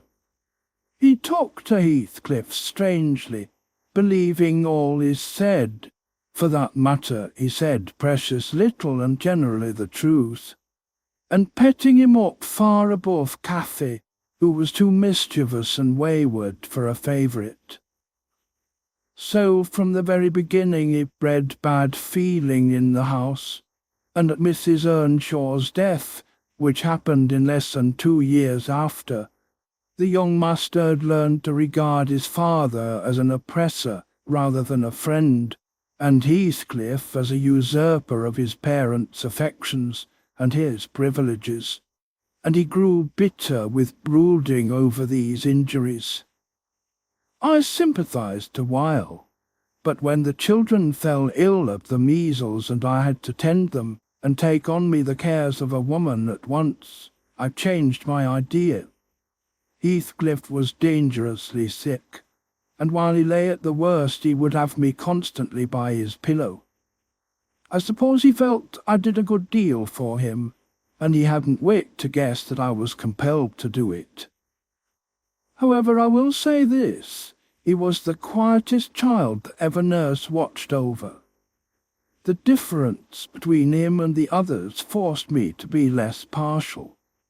Cathy and her brother harassed me terribly. He was as uncomplaining as a lamb, though hardness, not gentleness, made him give little trouble. He got through, and the doctor affirmed it was in a great measure owing to me, and praised me for my care. I was vain of his commendations, and softened towards the being by whose means I earned them, and thus Hindley lost his last ally. Still, I couldn't dote on Heathcliff, and I wondered often what my master saw to admire so much in the sullen boy, who never, to my recollection, repaid his indulgence by any sign of gratitude. He was not insolent to his benefactor, he was simply insensible, though knowing perfectly the hold he had on his heart, and conscious he had only to speak, and all the house would be obliged to bend to his wishes. As an instance, I remember Mr. Earnshaw once bought a couple of colts at the parish fair, and gave the lads each one. Heathcliff took the handsomest, but it soon fell lame, and when he discovered it, he said to Hindley, He must exchange horses with me, I don't like mine, and if you want I shall tell your father of the 3 thrashings he given me this week and show him my arm, which is black to the shoulder." Hindley put out his tongue and cuffed him over the ears. "You'd better do it at once," he persisted, escaping to the porch. They were in the stable. "You will have to, and if I speak of these blows you'll get them again with interest." "Off, dog!" cried Hindley, threatening him with an iron weight used for weighing potatoes and hay. "Throw it," he replied, standing still, "and then I'll tell how you boasted that you would turn me out of doors as soon as he died, and see whether he will not turn you out directly." Hindley threw it, hitting him on the breast, and down he fell, but staggered up immediately, breathless and white. And had not I prevented it, he would have gone just so to the master and got full revenge by letting his condition plead for him, intimating who had caused it. "Take my coat, gypsy, then," said young Earnshaw, "and I pray that he may break your neck.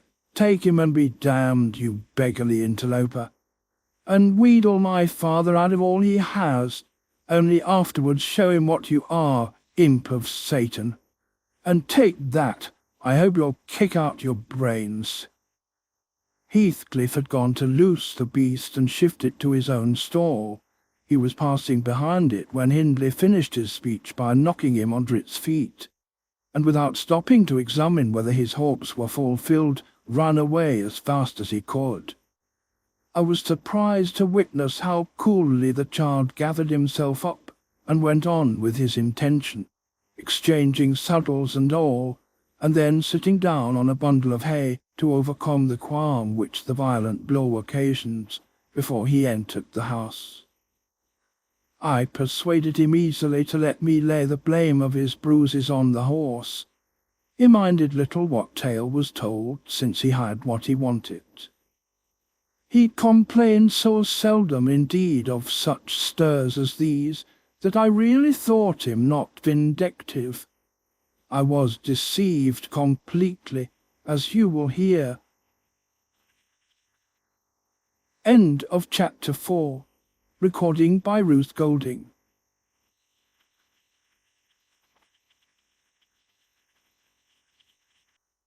Wuthering Heights by Emily Brontë. Chapter 5. In the course of time Mr. Earnshaw began to fail. He had been active and healthy, yet his strength left him suddenly, and when he was confined to the chimney corner he grew grievously irritable. And nothing vexed him, and suspected slights of his authority nearly threw him into fits. This was especially to be remarked if anyone attempted to impose upon or domineer over his favourite. He was painfully jealous lest a word should be spoken amiss to him, seeming to have got into his head the notion that, because he liked Heathcliff, all hated and longed to do him an ill turn.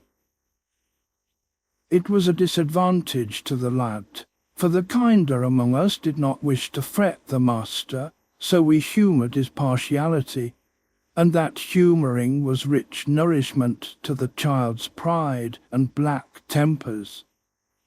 Still it became in a manner necessary. Twice or thrice Hindley's manifestation of scorn, while his father was near, roused the old man to a fury.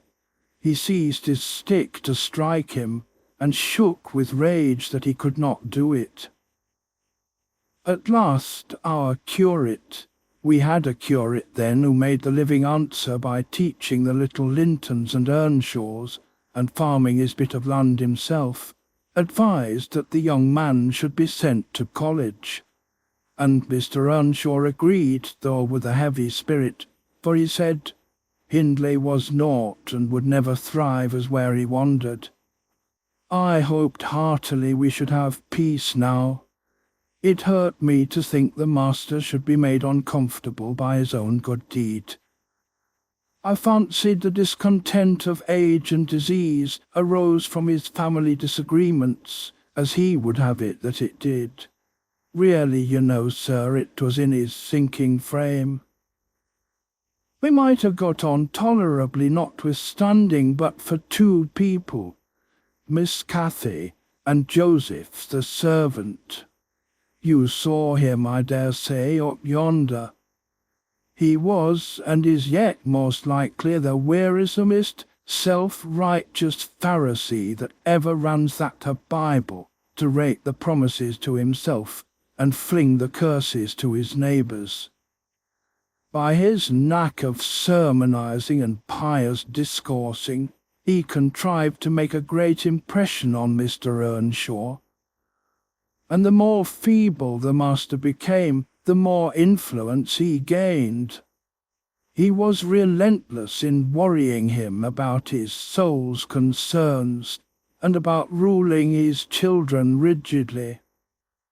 He encouraged him to regard Hindley as a reprobate, and night after night he regularly grumbled out a long string of tales against Heathcliff and Catherine, always minding to flatter Earnshaw's weakness by heaping the heaviest blame on the latter. Certainly she had ways with her such as I never saw a child take up before, and she put all of us past our patience 50 times and oftener in a day.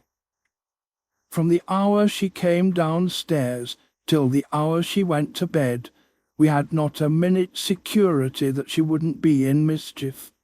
Her spirits were always at high water mark, her tongue always going, singing, laughing, and plaguing everybody who would not do the same.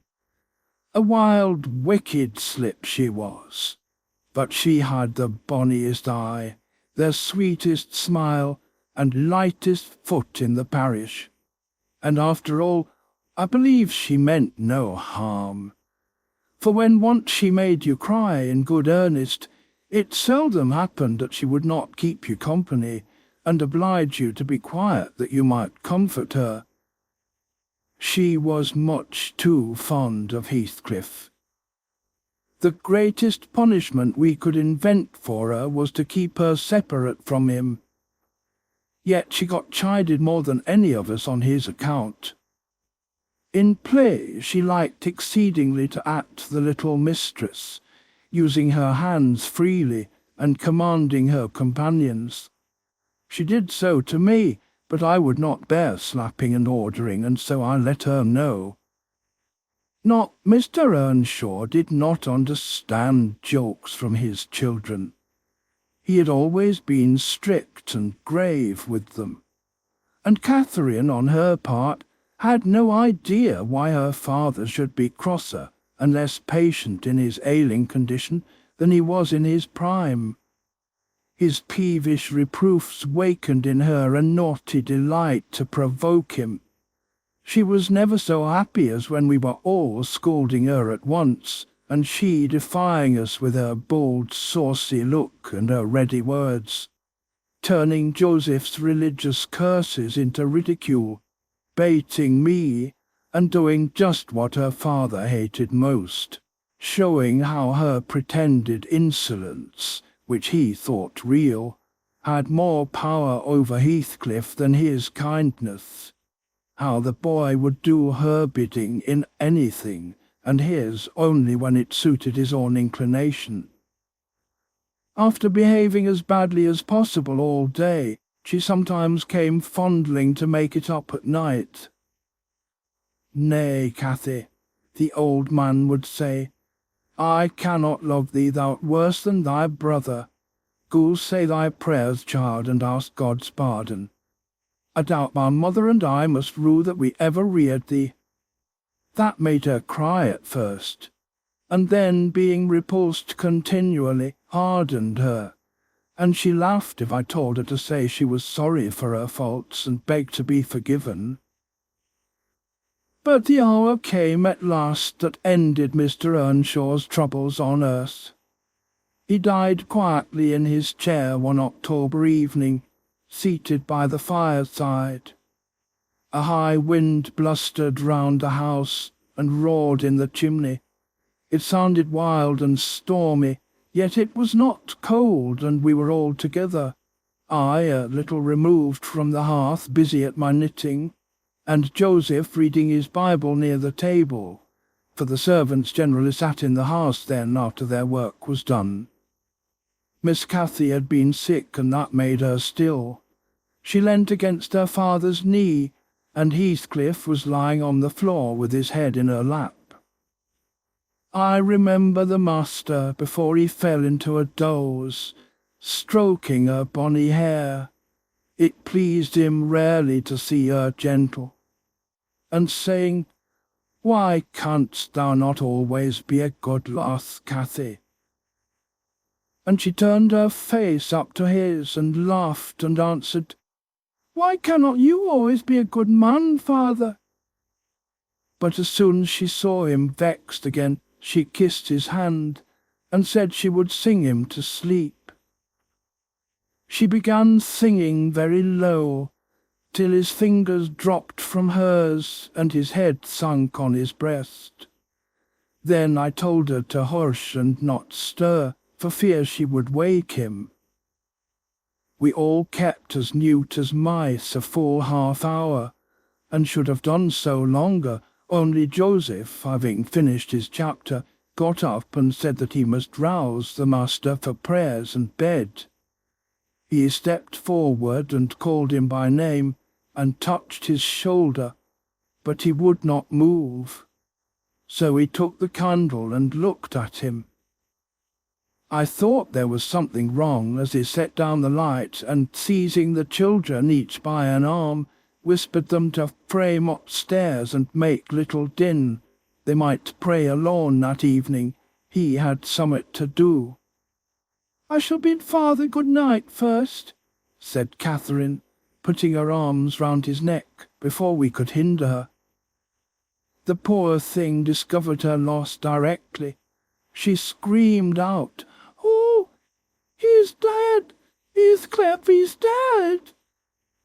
And they both set up a heart-breaking cry.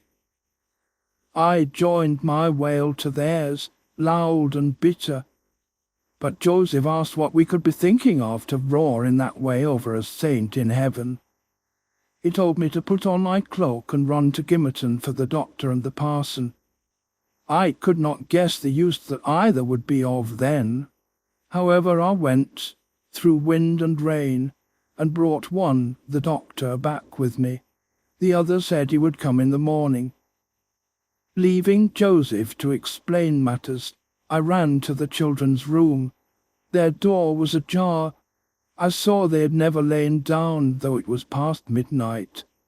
But they were calmer, and did not need me to console them.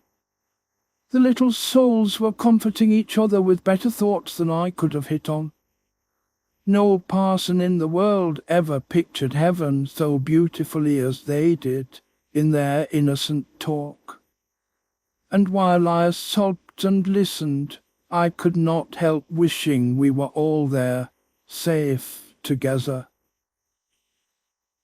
End of Chapter 5. Recording by Ruth Golding.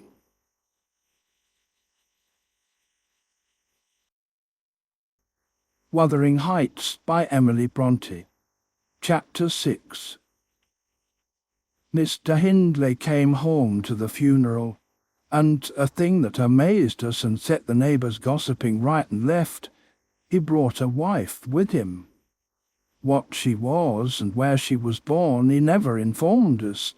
Probably she had neither money nor name to recommend her, or he would scarcely have kept the union from his father. She was not one that would have disturbed the house much on her own account. Every object she saw the moment she crossed the threshold appeared to delight her, and every circumstance that took place about her, except the preparing for the burial and the presence of the mourners.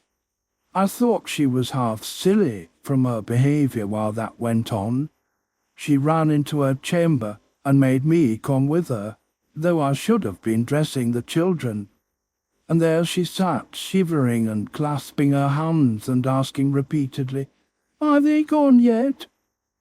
Then she began describing with hysterical emotion the effect it produced on her to see black, and started and trembled, and at last fell a-weeping, and when I asked what was the matter, answered she didn't know, but she felt so afraid of dying. I imagined her as little likely to die as myself. She was rather thin, but young and fresh-complexioned, and her eyes sparkled as bright as diamonds. I did remark, to be sure, that mounting the stairs made her breathe very quick, that the least sudden noise set her all in a quiver, and that she coughed troublesomely sometimes, but I knew nothing of what these symptoms portended, and had no impulse to sympathise with her. We don't in general take to foreigners here, Mr. Lockwood, unless they take to us first. Young Earnshaw was altered considerably in the 3 years of his absence. He had grown sparer and lost his colour, and spoke and dressed quite differently, and on the very day of his return he told Joseph and me we must thenceforth quarter ourselves in the back kitchen, and leave the house for him. Indeed, he would have carpeted and papered a small spare room for a parlour, but his wife expressed such pleasure at the white floor and huge glowing fireplace, at the pewter dishes and delf case and dog kennel, and the wide space there was to move about in where they usually sat, that he thought it unnecessary to her comfort, and so dropped the intention. She expressed pleasure too at finding a sister among her new acquaintance, and she prattled to Catherine and kissed her and ran about with her and gave her quantities of presents at the beginning. Her affection tired very soon, however, and when she grew peevish, Hindley became tyrannical. A few words from her, evincing a dislike to Heathcliff, were enough to rouse in him all his old hatred of the boy. He drove him from their company to the servants, deprived him of the instructions of the curate, and insisted that he should labour out of doors instead, compelling him to do so as hard as any other lad on the farm.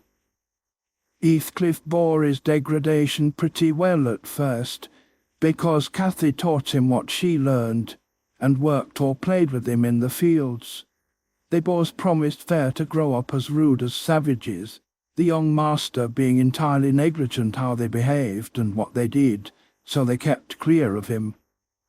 He would not even have seen after their going to church on Sundays, only Joseph and the curate reprimanded his carelessness when they absented themselves, and that reminded him to order Heathcliff a flogging and Catherine a fast from dinner or supper. But it was one of their chief amusements to run away to the moors in the morning and remain there all day, and the after punishment grew a mere thing to laugh at. The curate might set as many chapters as he pleased for Catherine to get by heart, and Joseph might thrash Heathcliff till his arm ached. They forgot everything the minute they were together again, at least the minute they had contrived some naughty plan of revenge. And many a time I've cried to myself to watch them growing more reckless daily, and I not daring to speak a syllable, for fear of losing the small power I still retained over the unfriended creatures.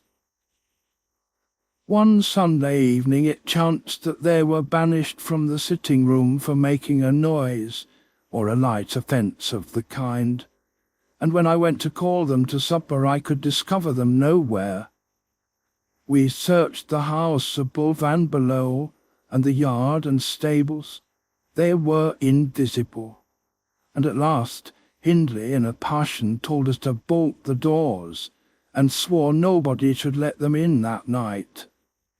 The household went to bed, and I, too anxious to lie down, opened my lattice and put my head out to hearken, though it rained, determined to admit them in spite of the prohibition should they return. In a while I distinguished steps coming up the road, and the light of a lantern glimmered through the gate. I threw a shawl over my head, and ran to prevent them from waking Mr. Earnshaw by knocking. There was Heathcliff by himself. It gave me a start to see him alone. "Where is Miss Catherine?" I cried hurriedly. "No accident, I hope?" "At Thrushcross Grange," he answered, "and I would have been there too, but they had not the manners to ask me to stay." "Well, you will catch it," I said. "You'll never be content till you are sent about your business. What in the world led you wandering to Thrushcross Grange?" "Let me get off my wet clothes and I'll tell you all about it, Nelly," he replied. I bid him beware of rousing the master, and while he undressed and I waited to put out the candle, he continued, "Cathy and I escaped from the wash-house to have a ramble at liberty, and getting a glimpse of the Grange lights, we thought we would just go and see whether the Lintons passed their Sunday evenings standing shivering in corners, while their father and mother sat eating and drinking and singing and laughing, and burning their eyes out before the fire. Do you think they do? Or reading sermons, and being catechized by their manservant, and set to learn a column of scripture names if they don't answer properly?" "Probably not," I responded. "They are good children, no doubt, and don't deserve the treatment you receive for your bad conduct." "Don't cant, Nelly," he said. "Nonsense. We ran from the top of the heights to the park without stopping, Catherine completely beaten in the race because she was barefoot. You'll have to seek for her shoes in the bog tomorrow. We crept through a broken hedge, groped our way up the path, and planted ourselves on a flower plot under the drawing-room window. The light came from thence. They'd not put up the shutters, and the curtains were only half closed. Both of us were able to look in by standing on the basement and clinging to the ledge. And we saw, it was beautiful. A splendid place carpeted with crimson, and crimson-covered chairs and tables, and a pure white ceiling bordered by gold. A shower of glass drops hanging in silver chains from the centre, and shimmering with little soft tapers. Old Mr. and Mrs. Linton were not there. Edgar and his sisters had it entirely to themselves. Shouldn't they have been happy? We should have thought ourselves in heaven. And now, guess what your good children were doing? Isabella, I believe she is 11, a year younger than Cathy, lay screaming at the farther end of the room, shrieking as if witches were running red-hot needles into her. Edgar stood on the hearth weeping silently, and in the middle of the table sat a little dog, shaking its paw and yelping, which from their mutual accusations we understood they'd nearly pulled in two between them. The idiots! That was their pleasure. To quarrel who should hold a heap of warm hair, and each begin to cry because both, after struggling to get it, refused to take it. We laughed outright at the petted things, we did despise them. When would you catch me wishing to have what Catherine wanted, or find us by ourselves, seeking entertainment and yelling and sobbing and rolling on the ground, divided by the whole room? I'd not exchange for 1,000 lives my condition here for Edgar Linton's at Thrushcross Grange, not if I might have the privilege of flinging Joseph off the highest gable and painting the house front with Hindley's blood. "Hush, hush," I interrupted. "Still, you have not told me, Heathcliff, how Catherine is left behind." "I told you we laughed," he answered. "The Lintons heard us, and with one accord they shot like arrows to the door. There was silence, and then a cry, 'Oh, mamma, mamma! Oh, papa! Oh, mamma, come here! Oh, papa! Oh!' They really did howl out something in that way. We made frightful noises to terrify them still more, and then we dropped off the ledge because somebody was drawing the bars, and we felt we had better flee. I had Cathy by the hand and was urging her on, when all at once she fell down. "Run, Heathcliff, run," she whispered. "They have let the bulldog loose, and he holds me." The devil had seized her ankle, Nelly. I heard his abominable snorting. She did not yell out, nor she would have scorned to do it if she had been spitted on the horns of a mad cow. I did, though. I vociferated curses enough to annihilate any fiend in Christendom, and I got a stone and thrust it between his jaws, and tried with all my might to cram it down his throat. A beast of a servant came up with a lantern at last, shouting, "Keep fast, Skulker, keep fast." It changed his note, however, when he saw Skulker's game. The dog was throttled off, his huge purple tongue hanging half a foot out of his mouth, and his pendant lips streaming with bloody slaver. The man took Cathy up. She was sick, not from fear, I'm certain, but from pain. He carried her in. I followed, grumbling execrations and vengeance. "What, pray, Robert?" hallooed Linton from the entrance. "Skulker has caught a little girl, sir," he replied. "And there's a lad here," he added, making a clutch at me, "who looks an outer, very like the robbers were for putting them through the window to open the doors to the gang after all were asleep, that they might murder us at their ease. Hold your tongue, you foul-mouthed thief, you! You shall go to the gallows for this. Mr. Linton, sir, don't lay by your gun."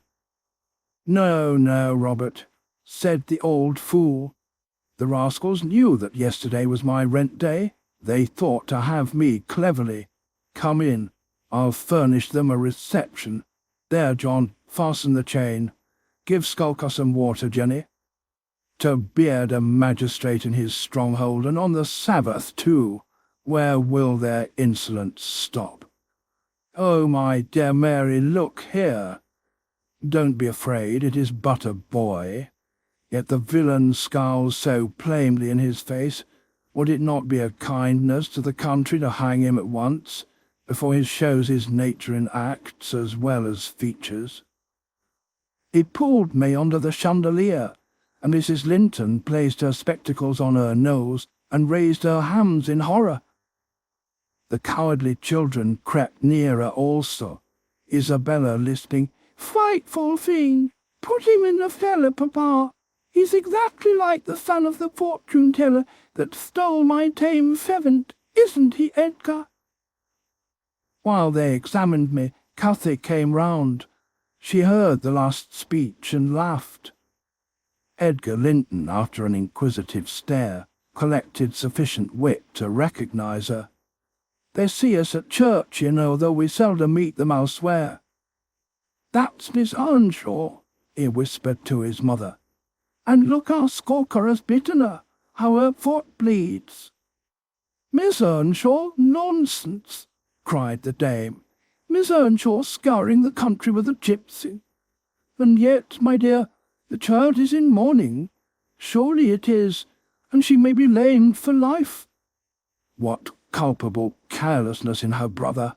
exclaimed Mr. Linton, turning from me to Catherine.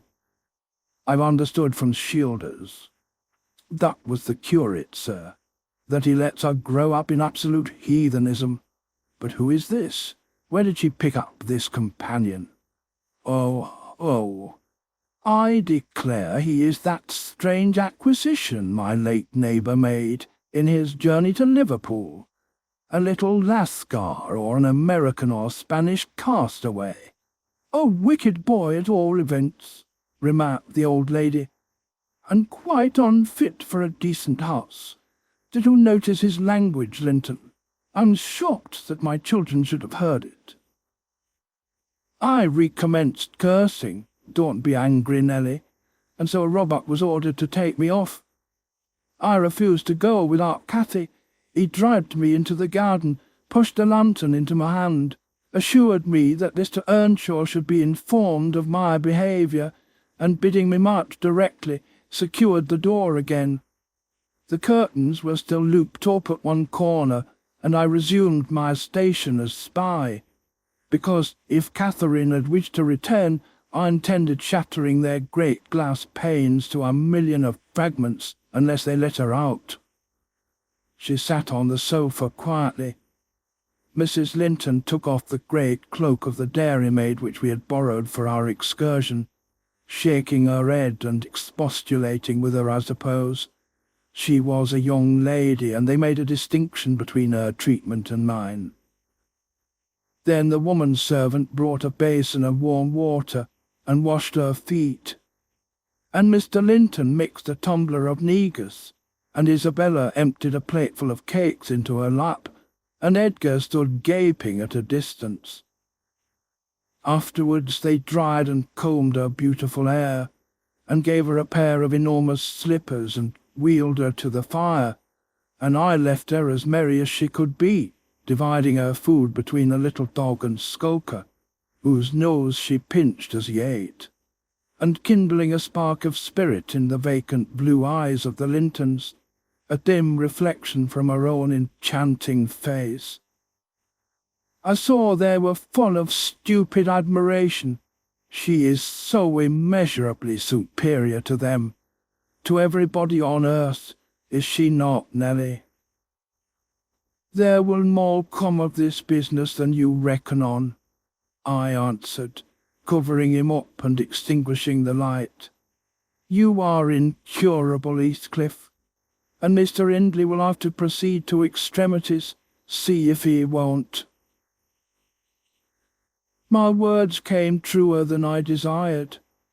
The luckless adventure made Earnshaw furious, and then Mr. Linton, to mend matters, paid us a visit himself on the morrow, and read the young master such a lecture on the road he guided his family, that he was stirred to look about him in earnest. Heathcliff received no flogging, but he was told that the first word he spoke to Miss Catherine should ensure a dismissal, and Mrs. Earnshaw undertook to keep her sister-in-law in due restraint when she returned home, employing art, not force. With force she would have found it impossible. End of Chapter 6. Recording by Ruth Golding.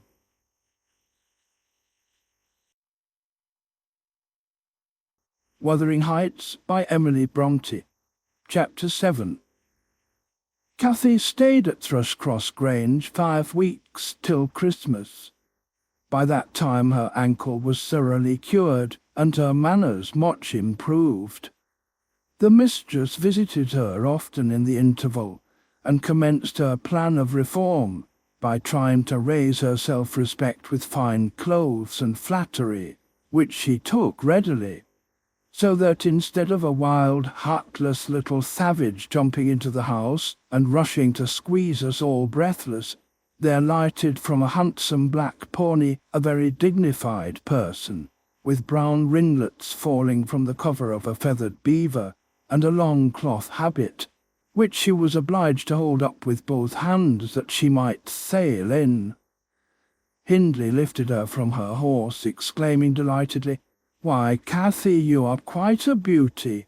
I should scarcely have known you. You look like a lady now. Isabella Linton is not to be compared with her, is she, Francis?"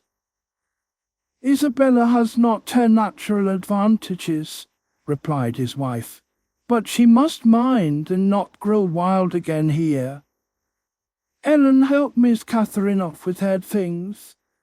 Stay, dear, you will disarrange your curls. Let me untie your hat."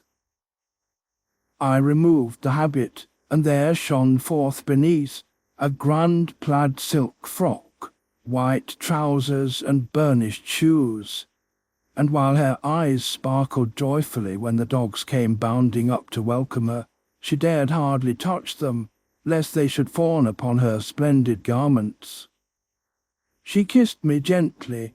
I was all flour making the Christmas cake, and it would not have done to give me a hug, and then she looked round for Heathcliff. Mr. and Mrs. Earnshaw watched anxiously their meeting, thinking it would enable them to judge in some measure what grounds they had for hoping to succeed in separating the two friends. Heathcliff was hard to discover at first. If he were careless and uncared for before Catherine's absence, he had been 10 times more so since. Nobody but I even did him the kindness to call him a dirty boy and bid him wash himself once a week, and children of his age seldom have a natural pleasure in soap and water. Therefore, not to mention his clothes, which had seen 3 months' service in mire and dust, and his thick, uncombed hair, the surface of his face and hands was dismally beclouded.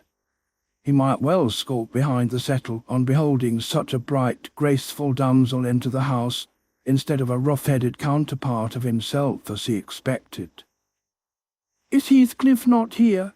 she demanded, pulling off her gloves and displaying fingers wonderfully whitened with doing nothing and staying indoors.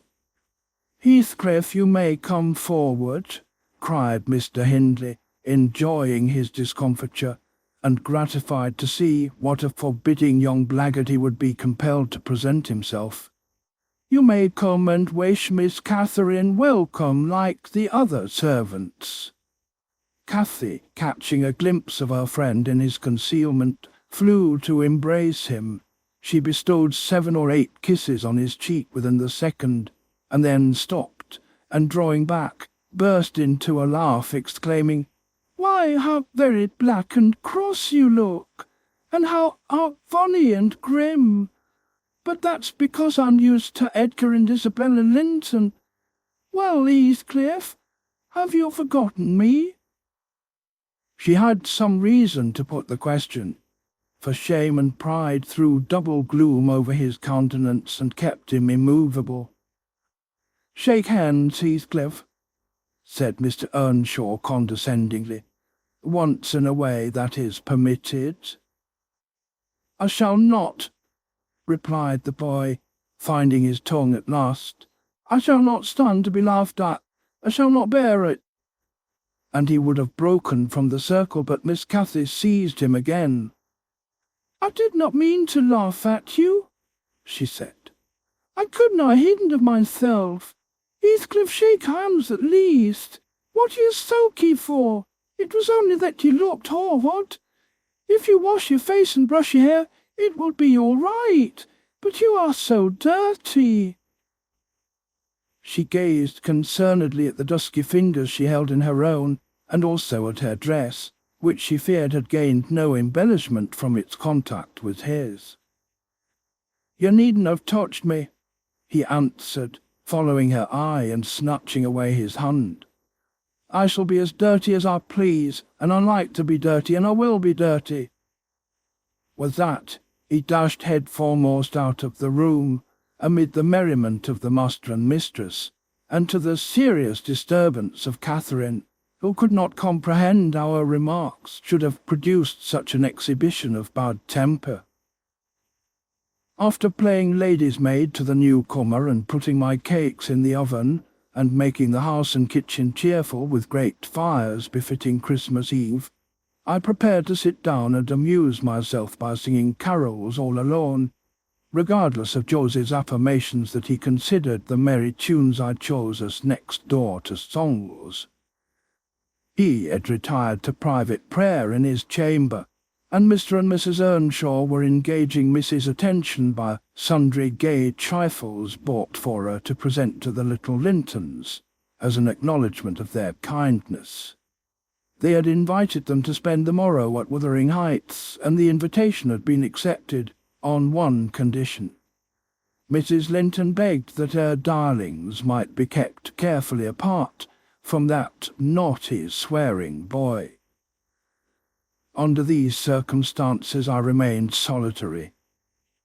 I smelt the rich scent of the heating spices, and admired the shining kitchen utensils, the polished clock decked in holly, the silver mugs ranged on a tray, ready to be filled with mulled ale for supper, and above all, the speckless purity of my particular care, the scoured and well-swept floor.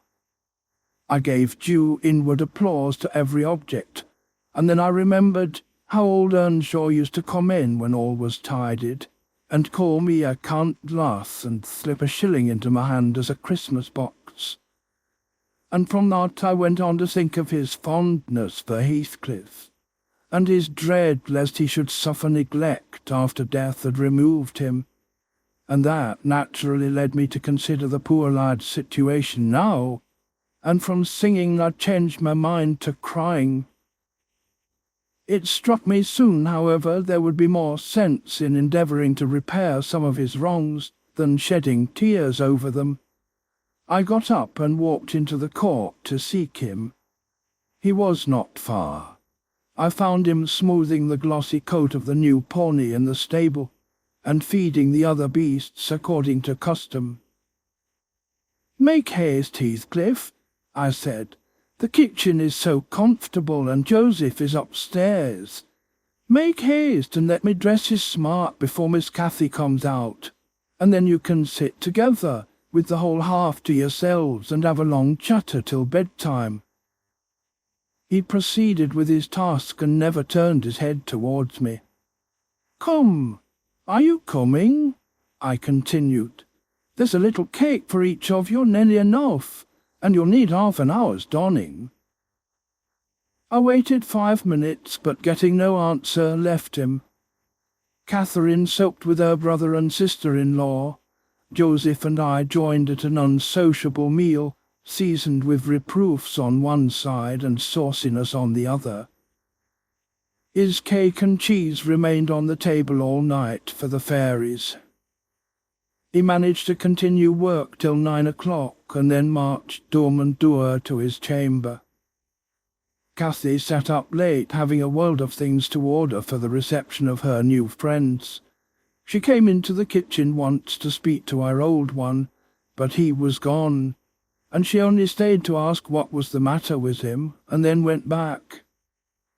In the morning he rose early, and as it was a holiday, carried his ill humour onto the moors, not reappearing till the family were departed for church. Fasting and reflection seemed to have brought him to a better spirit. He hung about me for a while, and having screwed up his courage, exclaimed abruptly, "Nelly, make me decent, I'm going to be good." "High time, Heathcliff," I said. "You have grieved Catherine. She's sorry she ever came home, I dare say. It looks as if you envied her because she is more thought of than you." The notion of envying Catherine was incomprehensible to him, but the notion of grieving her he understood clearly enough. "Did she say she was grieved?" he inquired, looking very serious. "She cried when I told her you were off again this morning." "Well, I cried last night," he returned, "and I had more reason to cry than she." "Yes, you had the reason of going to bed with a proud heart and an empty stomach," said I. "Proud people breed sad sorrows for themselves. But if you be ashamed of your touchiness, you must ask pardon, mind, when she comes in. You must go up and offer to kiss her, and say, you know best what to say, only do it heartily, and not as if you thought her converted into a stranger by her grand dress.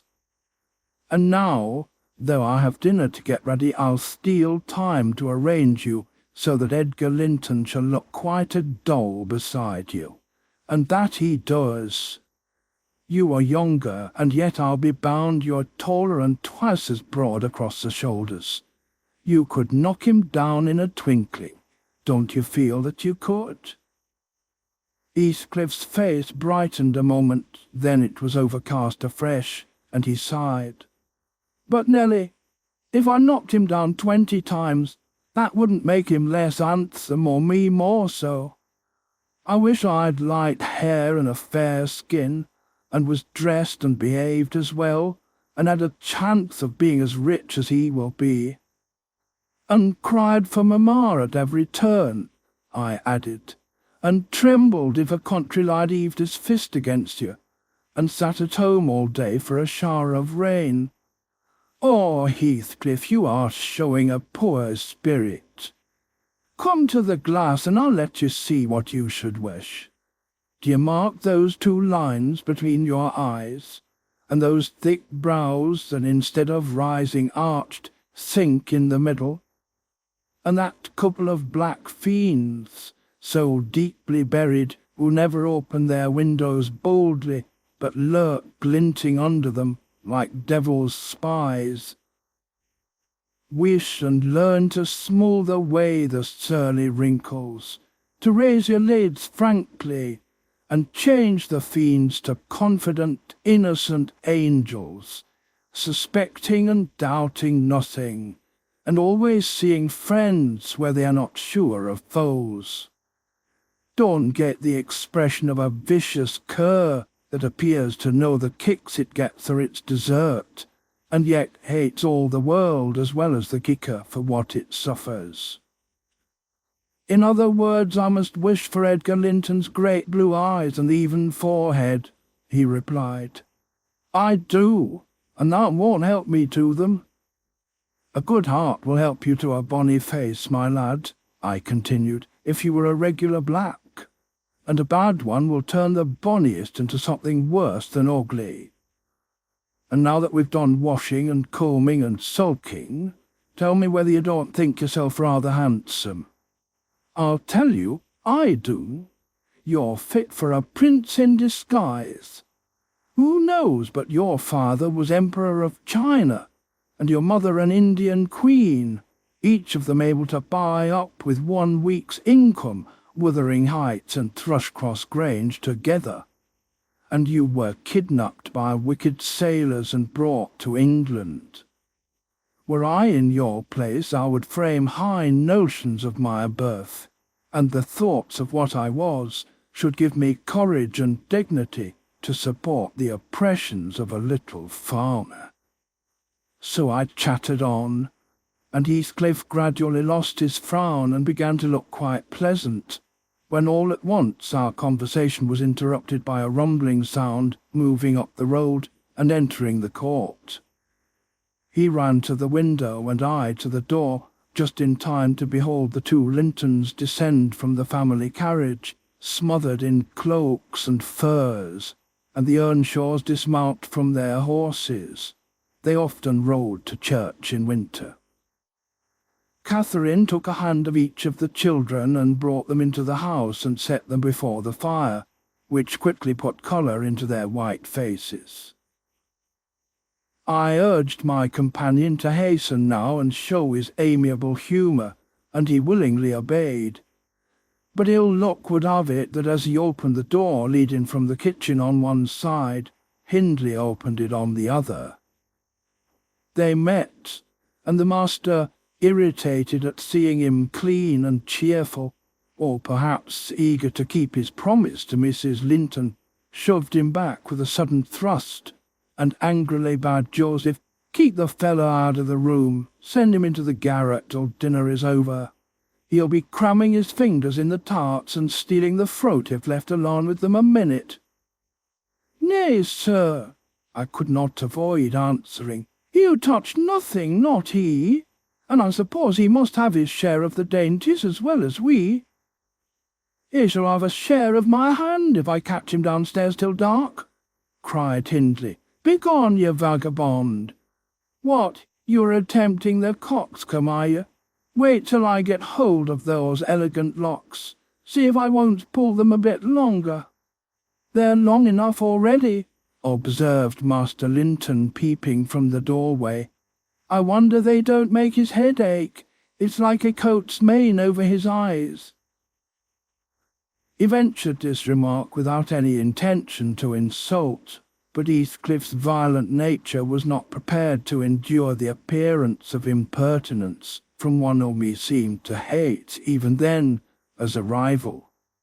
He seized a tureen of hot apple sauce, the first thing that came under his grip, and dashed it full against the speaker's face and neck, who instantly commenced a lament that brought Isabella and Catherine hurrying to the place. Mr. Earnshaw snatched up the culprit directly and conveyed him to his chamber, where doubtless he administered a rough remedy to cool the fit of passion, for he appeared red and breathless. I got the dishcloth and rather spitefully scrubbed Edgar's nose and mouth, affirming it served him right for meddling. His sister began weeping to go home, and Cathy stood by confounded, blushing for all. "You should not have spoken to him," she expostulated with Master Linton. "He was in a bad temper, now you've spoilt your visit, and he'll be flogged. I hate him to be flogged. I can't eat my dinner. Why did you speak to him, Edgar?" "Oh, don't," sobbed the youth, escaping from my hands and finishing the remainder of the purification with his cambric pocket handkerchief. "I promised Mamma that I wouldn't say one word to him, and I didn't." "Well, don't cry," replied Catherine contemptuously. "You're not killed. Don't make more mischief. My brother is coming. Be quiet. Hush, Isabella. Has anybody hurt you?" There, children, to your seats," cried Hindley, bustling in. "That brute of a lad has warned me nicely. Next time, Master Edgar, take the law into your own fists. It will give you an appetite." The little party recovered its equanimity at sight of the fragrant feast. They were hungry after their ride and easily consoled, since no real harm had befallen them. Mr. Earnshaw carved bountiful platefuls, and the mistress made them merry with lively talk. I waited behind her chair, and was pained to behold Catherine, with dry eyes and an indifferent air, commence cutting up the wing of a goose before her. An unfeeling child, I thought to myself. How lightly she dismisses her old playmate's troubles. I could not have imagined her to be so selfish. She lifted a mouthful to her lips. Then she set it down again, her cheeks flushed, and the tears gushed over them. She slipped her fork to the floor, and hastily dived under the cloth to conceal her emotion. I did not call her unfeeling long, for I perceived she was in purgatory throughout the day, and wearying to find an opportunity of getting by herself, or paying a visit to Heathcliff, who had been locked up by the master, as I discovered on endeavouring to introduce to him a private mess of victuals. In the evening we had a dance. Cathy begged that he might be liberated then, as Isabella Linton had no partner. Her entreaties were vain, and I was appointed to supply the deficiency. We got rid of all gloom in the excitement of the exercise, and our pleasure was increased by the arrival of the Gimmerton band, mustering 15 strong, a trumpet, a trombone, clarionets, bassoons, French horns, and a bass viol, besides singers. They go the rounds of all the respectable houses and receive contributions every Christmas, and we esteemed it a first-rate treat to hear them. After the usual carols had been sung, we set them to songs and glees. Mrs. Earnshaw loved the music, and so they gave us plenty. Catherine loved it too, but she said it sounded sweetest at the top of the steps, and she went up in the dark. I followed. They shut the house door below, never noting our absence, it was so full of people. She made no stay at the stairs head, but mounted farther, to the garret where Heathcliff was confined, and called him. He stubbornly declined answering for a while. She persevered, and finally persuaded him to hold communion with her through the boards. I let the poor things converse unmolested, till I supposed the songs were going to cease, and the singers to get some refreshment. Then I clambered up the ladder to warn her. Instead of finding her outside, I heard her voice within. The little monkey had crept by the skylight of one garret, along the roof, into the skylight of the other, and it was with the utmost difficulty I could coax her out again. When she did come, Heathcliff came with her, and she insisted that I should take him into the kitchen, as my fellow servant had gone to a neighbour's to be removed from the sound of our devil's psalmody, as it pleased him to call it. I told them I intended by no means to encourage their tricks, but as the prisoner had never broken his fast since yesterday's dinner, I would wink at his cheating Mr. Hindley that once. He went down. I set him a stool by the fire, and offered him a quantity of good things, but he was sick and could eat little, and my attempts to entertain him were thrown away. He leant his 2 elbows on his knees and his chin on his hands, and remained wrapped in dumb meditation.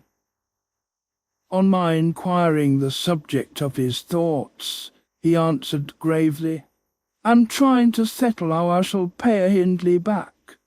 I don't care how long I wait, if I can only do it at last. I hope he will not die before I do." "For shame, Heathcliff," said I. "It is for God to punish wicked people. We should learn to forgive." "No, God won't have the satisfaction that I shall," he returned. "I only wish I knew the best way. Let me alone and I'll plan it out. While I'm thinking of that, I don't feel pain." "But, Mr. Lockwood, I forget these tales cannot divert you. I'm annoyed how I should dream of chattering on at such a rate, and your gruel cold and you nodding for bed. I could have told Heathcliff's history, all that you'll need here, in 6 words."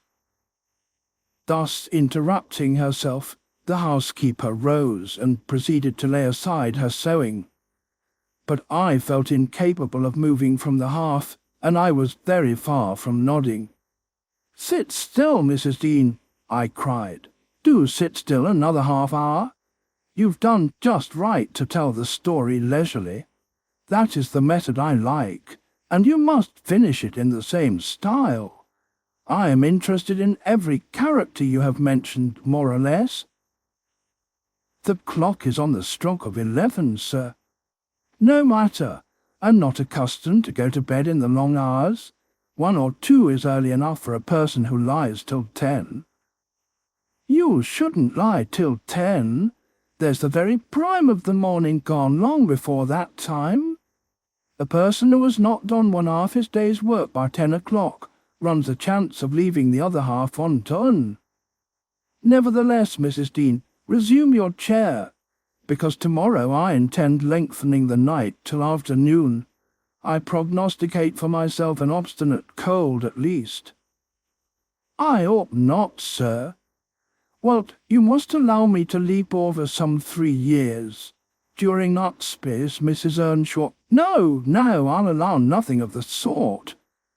Are you acquainted with the mood of mind in which, if you were seated alone, and the cat licking its kitten on the rug before you, you would watch the operation so intently that Puss's neglect of one ear would put you seriously out of temper?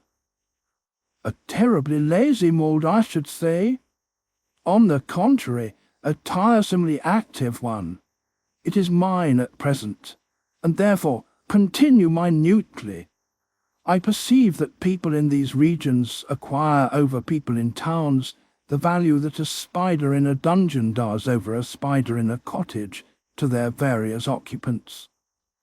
And yet the deepened attraction is not entirely owing to the situation of the looker-on. They do live more in earnest, more in themselves, and less in surface, change, and frivolous external things.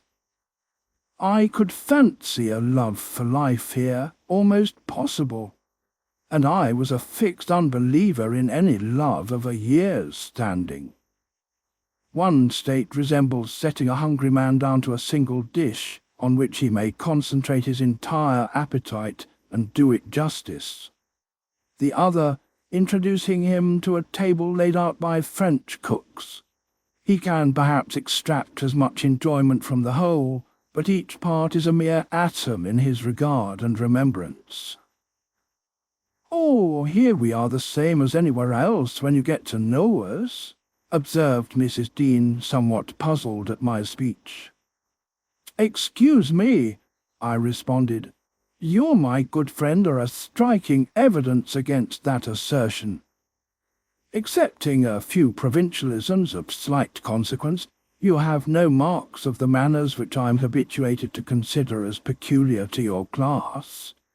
I'm sure you have thought a great deal more than the generality of servants think. You have been compelled to cultivate your reflective faculties, for want of occasions for frittering your life away in silly trifles."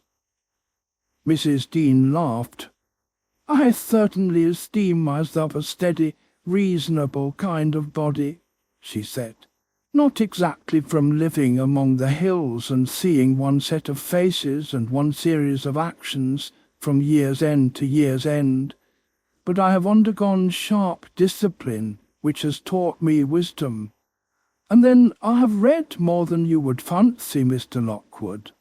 You could not open a book in this library that I have not looked into and got something out of also, unless it be that range of Greek and Latin and that of French, and those I know one from another. It is as much as you can expect of a poor man's daughter. However, if I am to follow my story in true gossip's fashion, I'd better go on, and instead of leaping 3 years, I will be content to pass to the next summer, the summer of 1778. That is nearly 23 years ago. End of chapter 7. Recording by Ruth Golding.